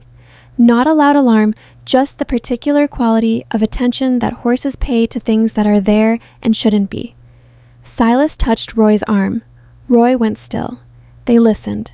The sound was careful and quiet. The sound of people who were trying to move without sound and were mostly succeeding, but not entirely. Silas estimated 3 men coming along the upstream approach from the north. They were moving toward the spring. He looked at Roy. Roy nodded. Silas didn't draw his weapon. He stood up from behind the boulder where they'd been sitting and said, at a normal conversational volume that carried completely in the still night air, "Stop where you are." The movement stopped. "You're on private property," Silas said, "subject to a court injunction issued by Judge Aldrin out of the territorial circuit. If you've come to interfere with this spring, you are committing contempt of court in addition to trespass." He paused. "Or you can turn around and ride back to wherever Calder sent you from and let him know that this isn't going to work either." Silence. A long one. Then the sound of movement. Retreating movement, careful and quiet, the same 3 men going back the way they'd come. Roy let out a long breath. "That's it?" he said. "They weren't sent here to fight," Silas said. "They were sent here to damage the spring. Without a fight, there's nothing here for them to do." He watched the darkness where the men had been. "They'll report back, and then Calder will know that we knew they were coming, which tells him we've got people watching, which tells him we're not going to be surprised." Silas turned away from the spring and looked back toward the ranch, the dark shapes of the buildings against the lighter dark of the sky, which tells him the situation has changed considerably from what he's used to. The hearing was scheduled for 11 days out, and in those 11 days the ranch operated under a kind of organized tension that Silas had felt before in different contexts, the feeling of a situation that is controlled, but just barely. The feeling of men and women doing their daily work while knowing that the daily work is not the whole of what's happening. Calder made 2 more approaches, not physical, not this time. He sent a letter through a Harlan attorney claiming that the testimony of a disgruntled former employee was legally inadmissible without corroboration, which Prescott answered with a 12-page response that Silas didn't read, but that Prescott described as comprehensive. He also made contact with 2 of the families on the ranch, sending letters that offered to compensate them directly for any inconvenience if they withdrew from the property voluntarily. Judith Marsh brought her letter to Silas without comment. Cole Pruitt brought his with a comment that Silas decided not to repeat. Neither of them withdrew. 3 days before the hearing, something happened that Silas hadn't anticipated. Abel Dryden rode down from the northeast with Clara beside him, which was unusual, and behind them came 2 wagons he didn't recognize at first. Then he saw the people in the wagons. Families. 4 of them. People he'd seen in Harlan. People whose names were on Prescott's list of Calder's victims. People who'd lost property and scattered and had apparently, in the days since word of the filing spread through the county, been making their way back to each other. Abel pulled up in the yard and looked at Silas with an expression that was somewhere between proud and overwhelmed. They heard there was somewhere to be, Abel said, before the hearing. Silas looked at the wagons, at the people climbing down, uncertain, looking at the ranch with the careful eyes of people who weren't sure of their welcome. Children who'd never been here before. Adults who'd heard the name Silas Rourke years ago and had filed it under things to be afraid of and were now having to refile it under something else. Elowen was already moving. She walked toward the wagons without waiting for anyone to decide what to do, and she started introducing herself and directing people toward the barn and the outbuildings with the brisk, warm efficiency of someone who had spent 4 years making room for people and hadn't run out of practice. Silas watched her do it. Hester appeared at his elbow. She stood beside him, looking at the yard filling up with people. More people now than had ever been on this property at one time. Certainly more than had ever been here since the land was just one old stubborn man living alone on his spring. "Your father's land," she said. "Yes," Silas said. "He'd have hated this many people on it," she said. And then, after a pause, "and he'd have been wrong too." Silas looked at her. She looked back at him with the particular expression of a woman who has earned the right to say certain things and knows it. "You didn't turn anyone away," she said. "From the first day you got here. People expected you to, and you didn't." She paused. That's not nothing, Silas." He looked back at the yard. Elowen was directing a family toward the east outbuilding with her characteristic no-nonsense efficiency, talking to a woman about something practical, and the woman was nodding and some of the uncertainty was leaving her face. 3 days until the hearing. 17 people now on the ranch, not counting the ones who'd driven in today. 1 spring, 1 filing. 1 judge who, according to Prescott, had been waiting 20 years for sufficient evidence. Silas looked at all of it. The populated, complicated, imperfect, functioning thing that this land had become. And he thought about what it had been when he left it. One man and his silence and his pride, and the particular loneliness of a person who believes that asking for help is a form of weakness. He thought about what his father had written at the bottom of that letter. He'll know what to do with it. Silas wasn't sure he did know, but he had 3 days to find out, and he had people around him who knew things he didn't and who were willing, and that was more than Silas Rourke had ever had. He walked toward the yard. There were people to settle and arrangements to make, and in 3 days a hearing that was going to determine what happened to all of them, and he was not going to stand on the edge of it and watch. He walked into the middle of it and got to work. The morning of the hearing, Silas woke before the ranch did. He lay in the barn in the dark and listened to the particular silence of a place that held more people than it was built for. The compressed quiet of 17 people sleeping in spaces that had been arranged and rearranged over 3 days to accommodate them all. The Prewitt family in the east outbuilding. The families from the wagons distributed between the barn loft and the main house rooms that Hester had surrendered without being asked. Roy and his wife in the bunkhouse with 2 other couples who'd arrived with no more than what fit in a single bag. He'd spent those 3 days doing what needed doing, helping settle people, managing the practical arithmetic of food and water and sleeping arrangements, talking to Prescott twice by writer and once in person when Prescott rode out to review the witness order for the hearing. He'd done all of it, and he'd done it without stepping back to think about what it meant, because thinking about what it meant wasn't useful when there were things that needed doing. Now, in the last quiet before the day started, he let himself think about it. 17 people. On land that had held one solitary man for the last 2 decades of his life, that had gone to ruin and then been brought back by a woman with a rifle and a practical intelligence and a refusal to abandon things that deserved better. On land that a man named Calder had spent 3 years trying to acquire through methods that had worked on everyone else he'd tried them on. Today, that would either end or it wouldn't. Silas sat up and put his boots on and went to check the spring. It was still dark when he got there, the very early dark before dawn, when the sky is just beginning to think about changing. The spring surfaced in his basin as it always did, cold and constant, the water perfectly clear in the lantern light, no sign of tampering. The 2 men on the last watch of the night, Cole Prewitt and one of the men who'd come in with the wagons, a quiet man named Ed Hollis, were sitting on the upstream rocks doing their job without complaint. Silas sent them back to sleep. He sat by the spring alone for a while. He was not a man who did this kind of thing, sitting and reflecting, but something about the morning asked for it, and he was trying to be the kind of man who recognized when something was asking for something and didn't ignore it out of habit. His father had sat here. He was certain of that, even without being told. Silas Rourke had found this spring and known it was the reason the land was worth having, and he'd sat here sometimes in the early morning the way Silas was sitting now, and he'd probably thought about the same kinds of things. What he'd built, whether it was enough, whether it would last, whether any of it meant what he'd hoped it meant when he started. The difference was that his father had sat here alone. Silas could hear, faintly, the sounds of the ranch waking up behind him. A door. A child's voice, quickly hushed. The horses beginning to move in the corral. He wasn't alone. He stood up, picked up his lantern, and walked back. They rode to Harlan in a group that filled the road. Silas and Elowen and Prescott, who had ridden out the evening before and stayed in the bunkhouse, and behind them Roy and Abel Dryden and Judith Marsh and Cole Prewitt and 5 others who had agreed to testify, and behind them, in 2 wagons, the people who had come not to testify but to be present, because sometimes the thing a proceeding needed more than evidence was witnesses to its own happening. Hester stayed at the ranch with the children and 3 adults who couldn't make the ride. Before Silas left, she found him at the corral and handed him a folded piece of cloth. Old linen, soft with age. "Your father's," she said. "He left it with me before he died. I don't know why. I've been keeping it." She paused. "I think he meant it for you. I think he just didn't know how to get it there." Silas unfolded it. It was a handkerchief monogrammed with the Rourke initials in the careful stitching of a woman's hand. His mother's hand, he realized, from a time he barely remembered. He folded it back carefully and put it in his breast pocket. "Thank you, Hester," he said.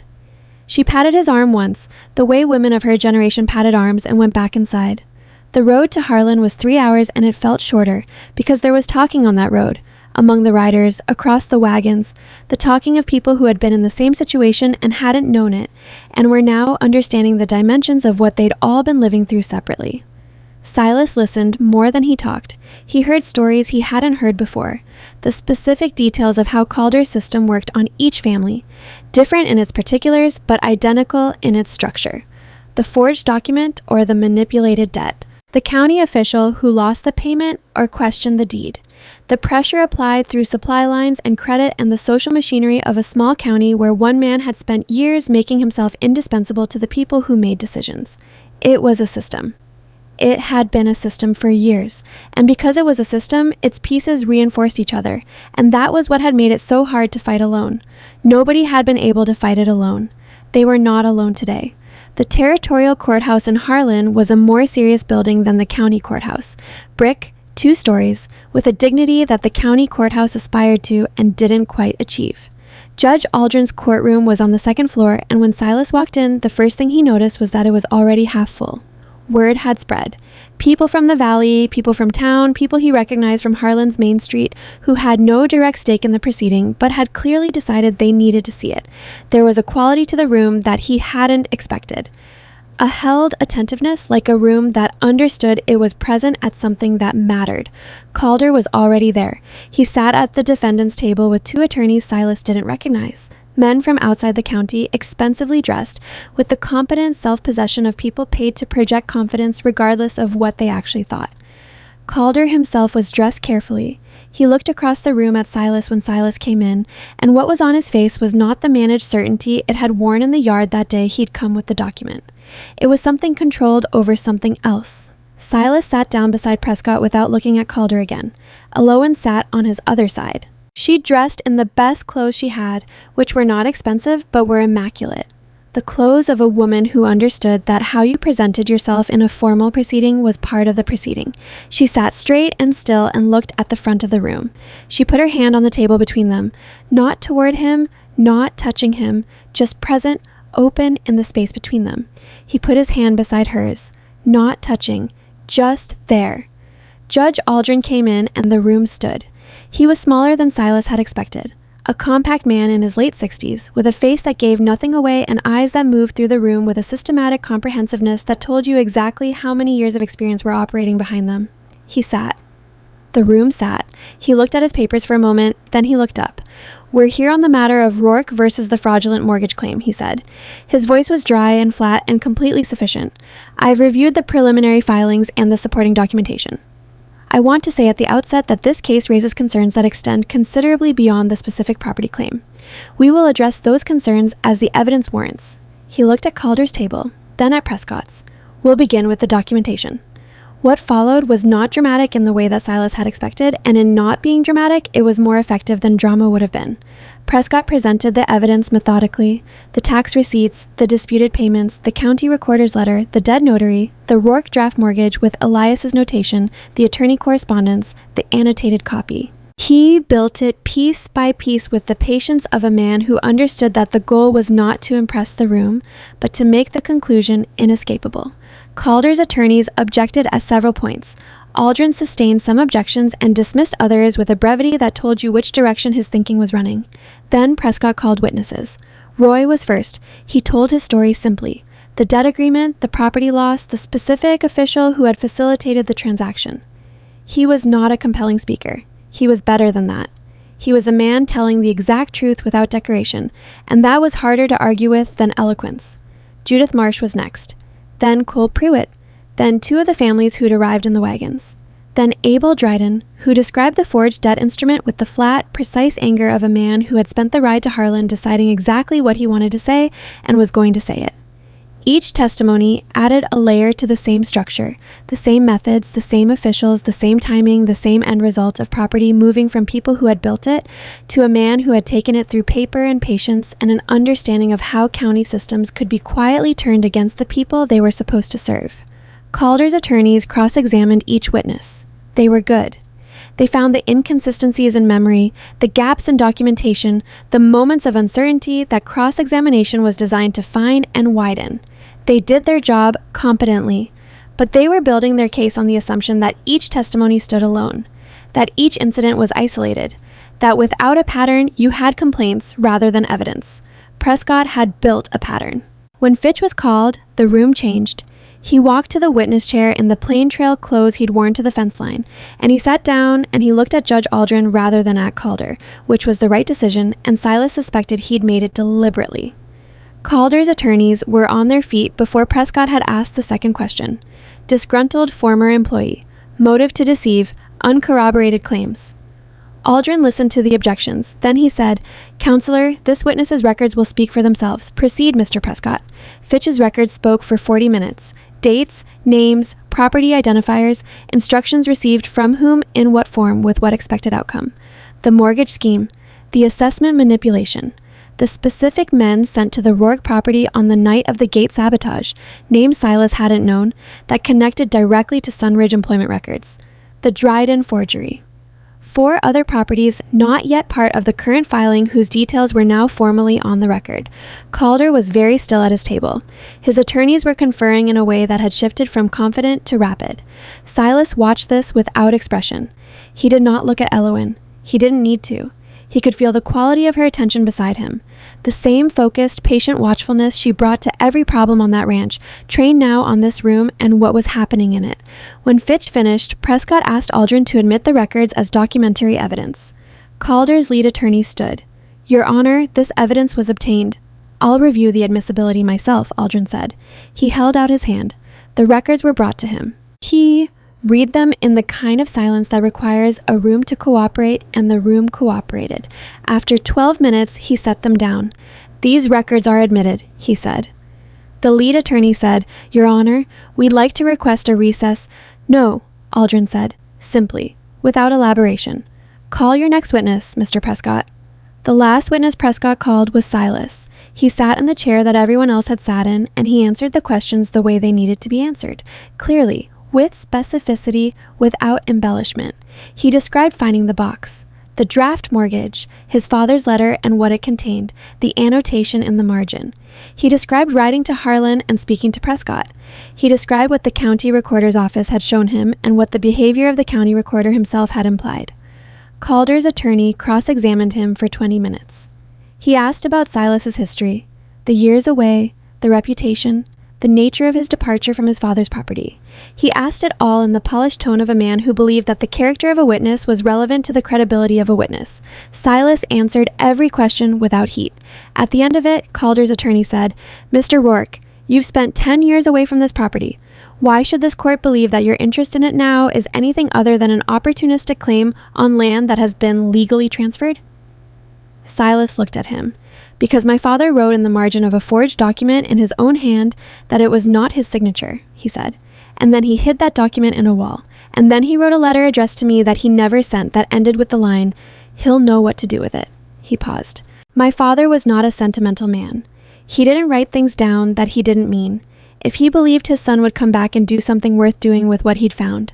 That's a conclusion he reached about me after knowing me for 37 years. He looked at the attorney steadily.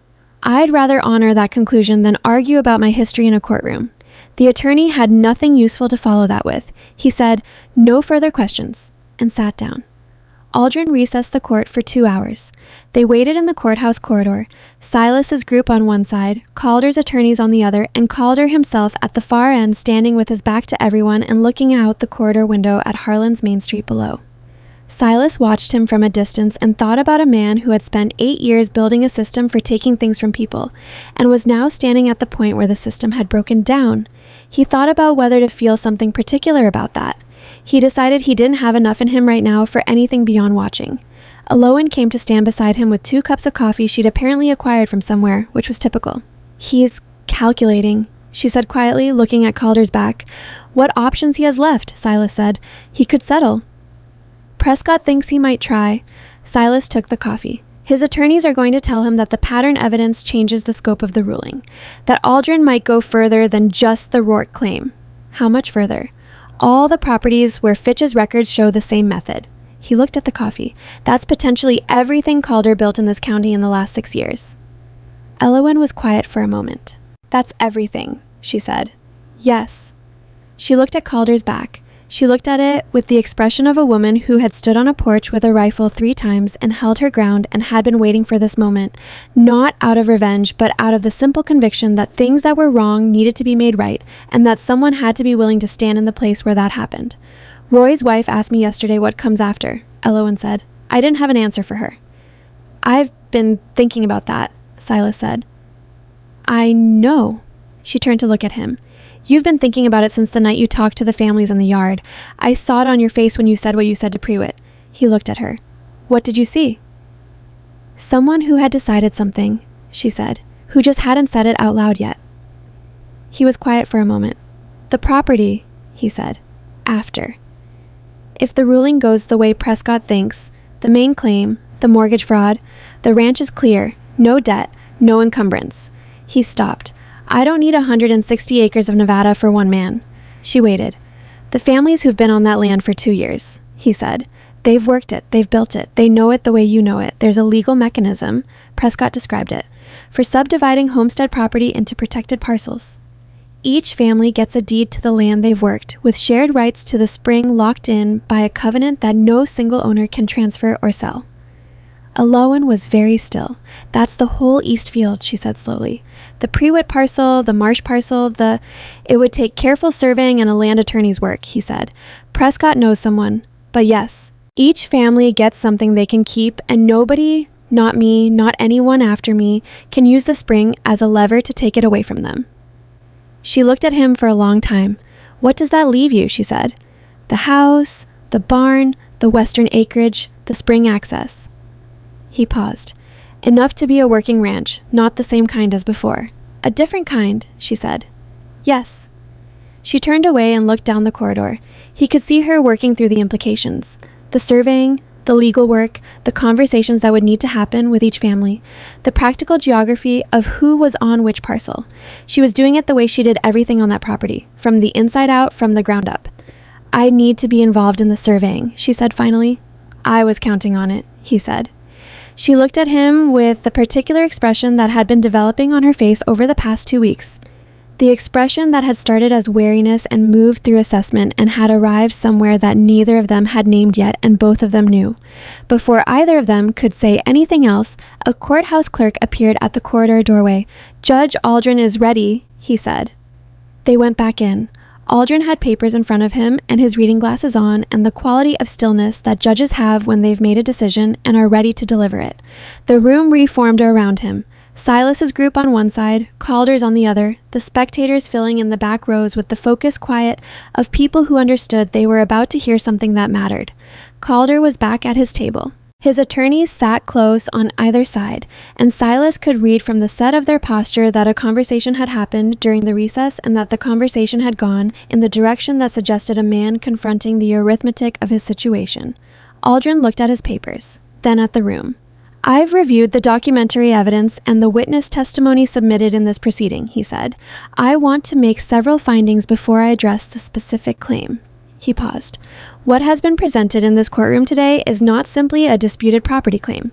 It is documented evidence of a systematic pattern of fraud against multiple landowners in this county, conducted over a period of several years through the manipulation of official county records, the use of forged instruments, and the deliberate exploitation of individuals in vulnerable financial circumstances. He looked at the papers. This pattern connects directly to the defendant, Bram Calder, through documentary evidence, corroborating witness testimony, and records maintained by a former employee whose account I find credible. Calder's lead attorney said, Your Honor, I'm not finished, Aldrin said, simply. The same way he'd said no to the recess request and with the same effect. He continued, The Rourke mortgage was fraudulent. The evidence of the forged notary signature, the draft document with Elias Rourke's contemporaneous annotation, and the attorney correspondence established this to the court's satisfaction. The disputed tax payments had been deliberately misfiled by a county employee acting outside his authorized capacity and in connection with the defendant's interests. The Rourke property was clear of all claims arising from this instrument. He then addressed the Dryden instrument, fraudulent on its face. The forged signature established by comparison with Abel Dryden's documented handwriting, the Dryden property similarly cleared. Then he said the thing that made Calder's attorneys go very still. The pattern of conduct documented in the testimony and records before the court warranted a referral to the Territorial Attorney General for investigation of all property transactions involving the defendant over the past 8 years. Pending that investigation, any further transfers of properties identified in the Fitch records were stayed. Furthermore, Aldrin said, this court finds that properties acquired through demonstrated fraudulent means are subject to a legal remedy mechanism, allowing original owners or their heirs to petition for reversion. Individuals who believe they have been affected by the pattern of conduct documented today may file such petitions through this circuit within 90 days. The room was very quiet. Calder sat at his table and looked at the front of the room. His face was the face of a man who had been very good at something for a very long time and was now sitting in the place where that thing had stopped working, and who was discovering that when the thing that defines you stops working, there isn't much left underneath it. Silas didn't feel triumph. He'd expected to feel something like it, and he didn't. What he felt was more like the settling of a weight, not the lifting of it, because the weight was still there, would always be there in the form of what his father had lived through and what these families had lost and the years that didn't come back. But it had settled into a different position, a position that could be carried. Outside the courthouse, in the afternoon light of a Nevada summer, the group from the ranch stood together on the steps and nobody said anything for a moment, because sometimes things are big enough that words have to wait. Roy's wife, a small, quiet woman named May, who had said very little in all the time Silas had known her, put her hands over her face and stood there for a while. Roy put his arm around her, and she leaned into him, and neither of them moved. Abel Dryden shook Silas's hand.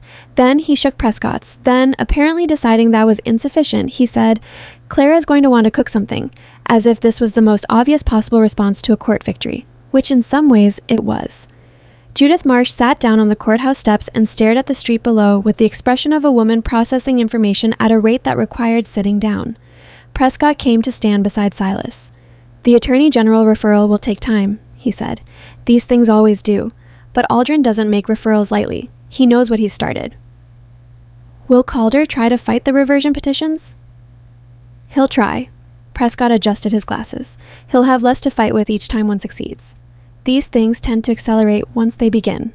He paused. "He may also leave the county. Men in his position sometimes decide that a strategic relocation is preferable to a prolonged legal dismemberment." He said it with a dry precision that was as close to satisfaction as Prescott apparently got. Calder came out of the courthouse behind them. He came down the steps with his 2 attorneys flanking him, and he stopped 2 steps above where Silas was standing, which put them roughly at eye level. His attorneys looked uncomfortable. Calder looked like a man who had decided that he was going to do one more thing before this day was over and had committed to it. "Rourke," he said. Silas looked at him. "You know this isn't over," Calder said. "The referral, the petitions, this will take years." "Probably," Silas said. "And in the meantime, Silas said, "those families go home tonight to land that is legally theirs, and tomorrow they'll start building things that are going to last longer than either of us." He looked at Calder steadily. "That's the meantime." Calder looked at him for a long moment. Something moved through his face that was too complicated to name cleanly. The frustration of a man who had expected a different kind of opponent and had gotten something he hadn't prepared for. He went down the remaining steps and got into his waiting carriage and left. One of Calder's attorneys lingered for a moment. He looked at Silas with the expression of a man who does not personally endorse his client's methods and is aware that this non-endorsement is worth nothing. "For what it's worth," the attorney said quietly, "I've been practicing for 30 years. I've seen a lot of property cases." He paused. "That was the most complete documentation of a pattern fraud I've ever seen presented in a territorial court." He looked at Prescott. "You did good work." He walked away. Prescott looked at Silas. "High praise," he said dryly. "From one of Calder's men," Silas said. Even better. They rode home in the long afternoon, and the ride had a different quality from the mornings. The talking was different, looser, the way people talk when the thing they'd been holding tension about has released. There was laughter at points, which surprised Silas the first time he heard it and then seemed completely reasonable. People who'd been frightened and uncertain for years were riding home to land they owned. Laughter was appropriate. He rode beside Elowen for most of the return, which was not a decision he'd made consciously, but which had become the natural position of the column over the hours.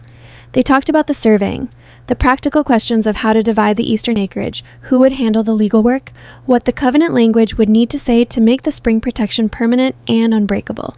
It was not a romantic conversation by any reasonable definition. It was a conversation about land and water rights and deed language, and it was the most honest conversation Silas Rourke had had in 10 years, which told him something about what kind of person he had become and what kind of person he needed beside him. "You're going to stay," he said.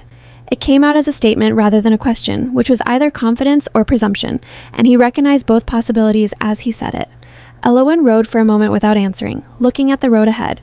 "The property needs someone who knows it," she said, "and there's the surveying and the covenant work, and after that there will be something else." She paused. "There's always something else." "There is," he said. "So, yes," she said. "I'm going to stay." She said it the way she said most things, straightforwardly, without decoration, as if the straightforward version was always sufficient, and she'd never had much patience for the decorated kind. And maybe it was the directness of it, or maybe it was the particular quality of the light on the valley below them as they came over the last ridge, or maybe it was just that Silas Rourke had been alone for so long that the fact of not being alone was hitting him with a force he hadn't anticipated. He didn't say anything. He looked at the road. After a moment, Elowen said, "You're going to say something embarrassing."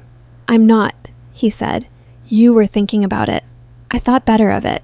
"Good," she said, and there was something in her voice that sounded very much like a person who was not as unaffected as she was presenting herself to be. And they rode the rest of the way in a silence that was the most companionable silence Silas had experienced in longer than he could honestly account for. The ranch was lit when they came over the ridge. Hester had lanterns out. She'd apparently decided that lighting was how she expressed both welcome and anxiety, and this evening was the full expression of both. The children were still up, which meant Hester had made an exception to whatever rules she'd imposed during the day, and they came into the yard at a run when they heard the horses. Silas dismounted, and one of the Prewitt boys grabbed his horse's bridle without being asked, which was the kind of thing you noticed about children who'd been taught that work was everyone's business. He told Hester first, standing in the yard while the families came in from the road and the talking started, and the particular pleasant chaos of many people sharing good news organized itself around them. Hester listened to the key points. She stood with her arms at her sides, not crossing them, which was unusual for her. Her expression did something complicated. "Your father," she said. "He'd have something to say about this."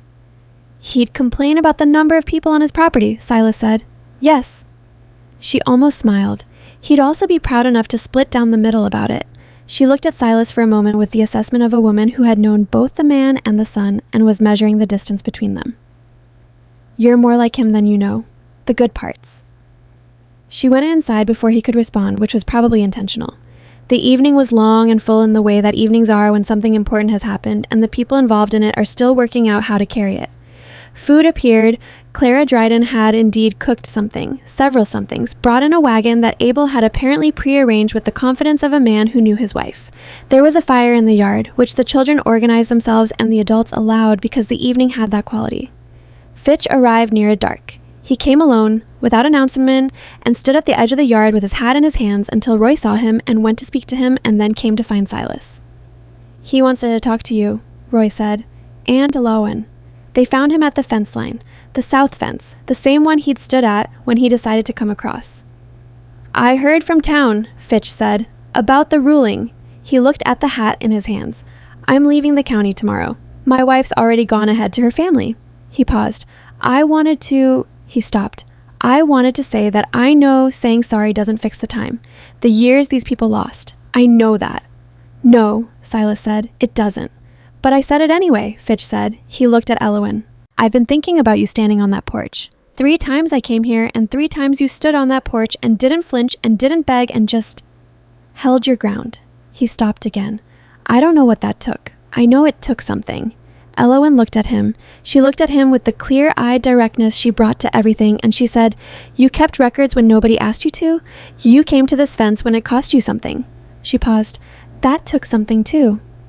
Fitch nodded once. He put his hat back on. He shook Silas's hand, and then he walked to his horse and rode into the dark. Silas and Elowen stood at the fence for a moment. "You meant that," Silas said. "I don't say things I don't mean," she said. "I know." He looked at the dark where Fitch had gone. "People aren't simple." "No," she said. "They aren't."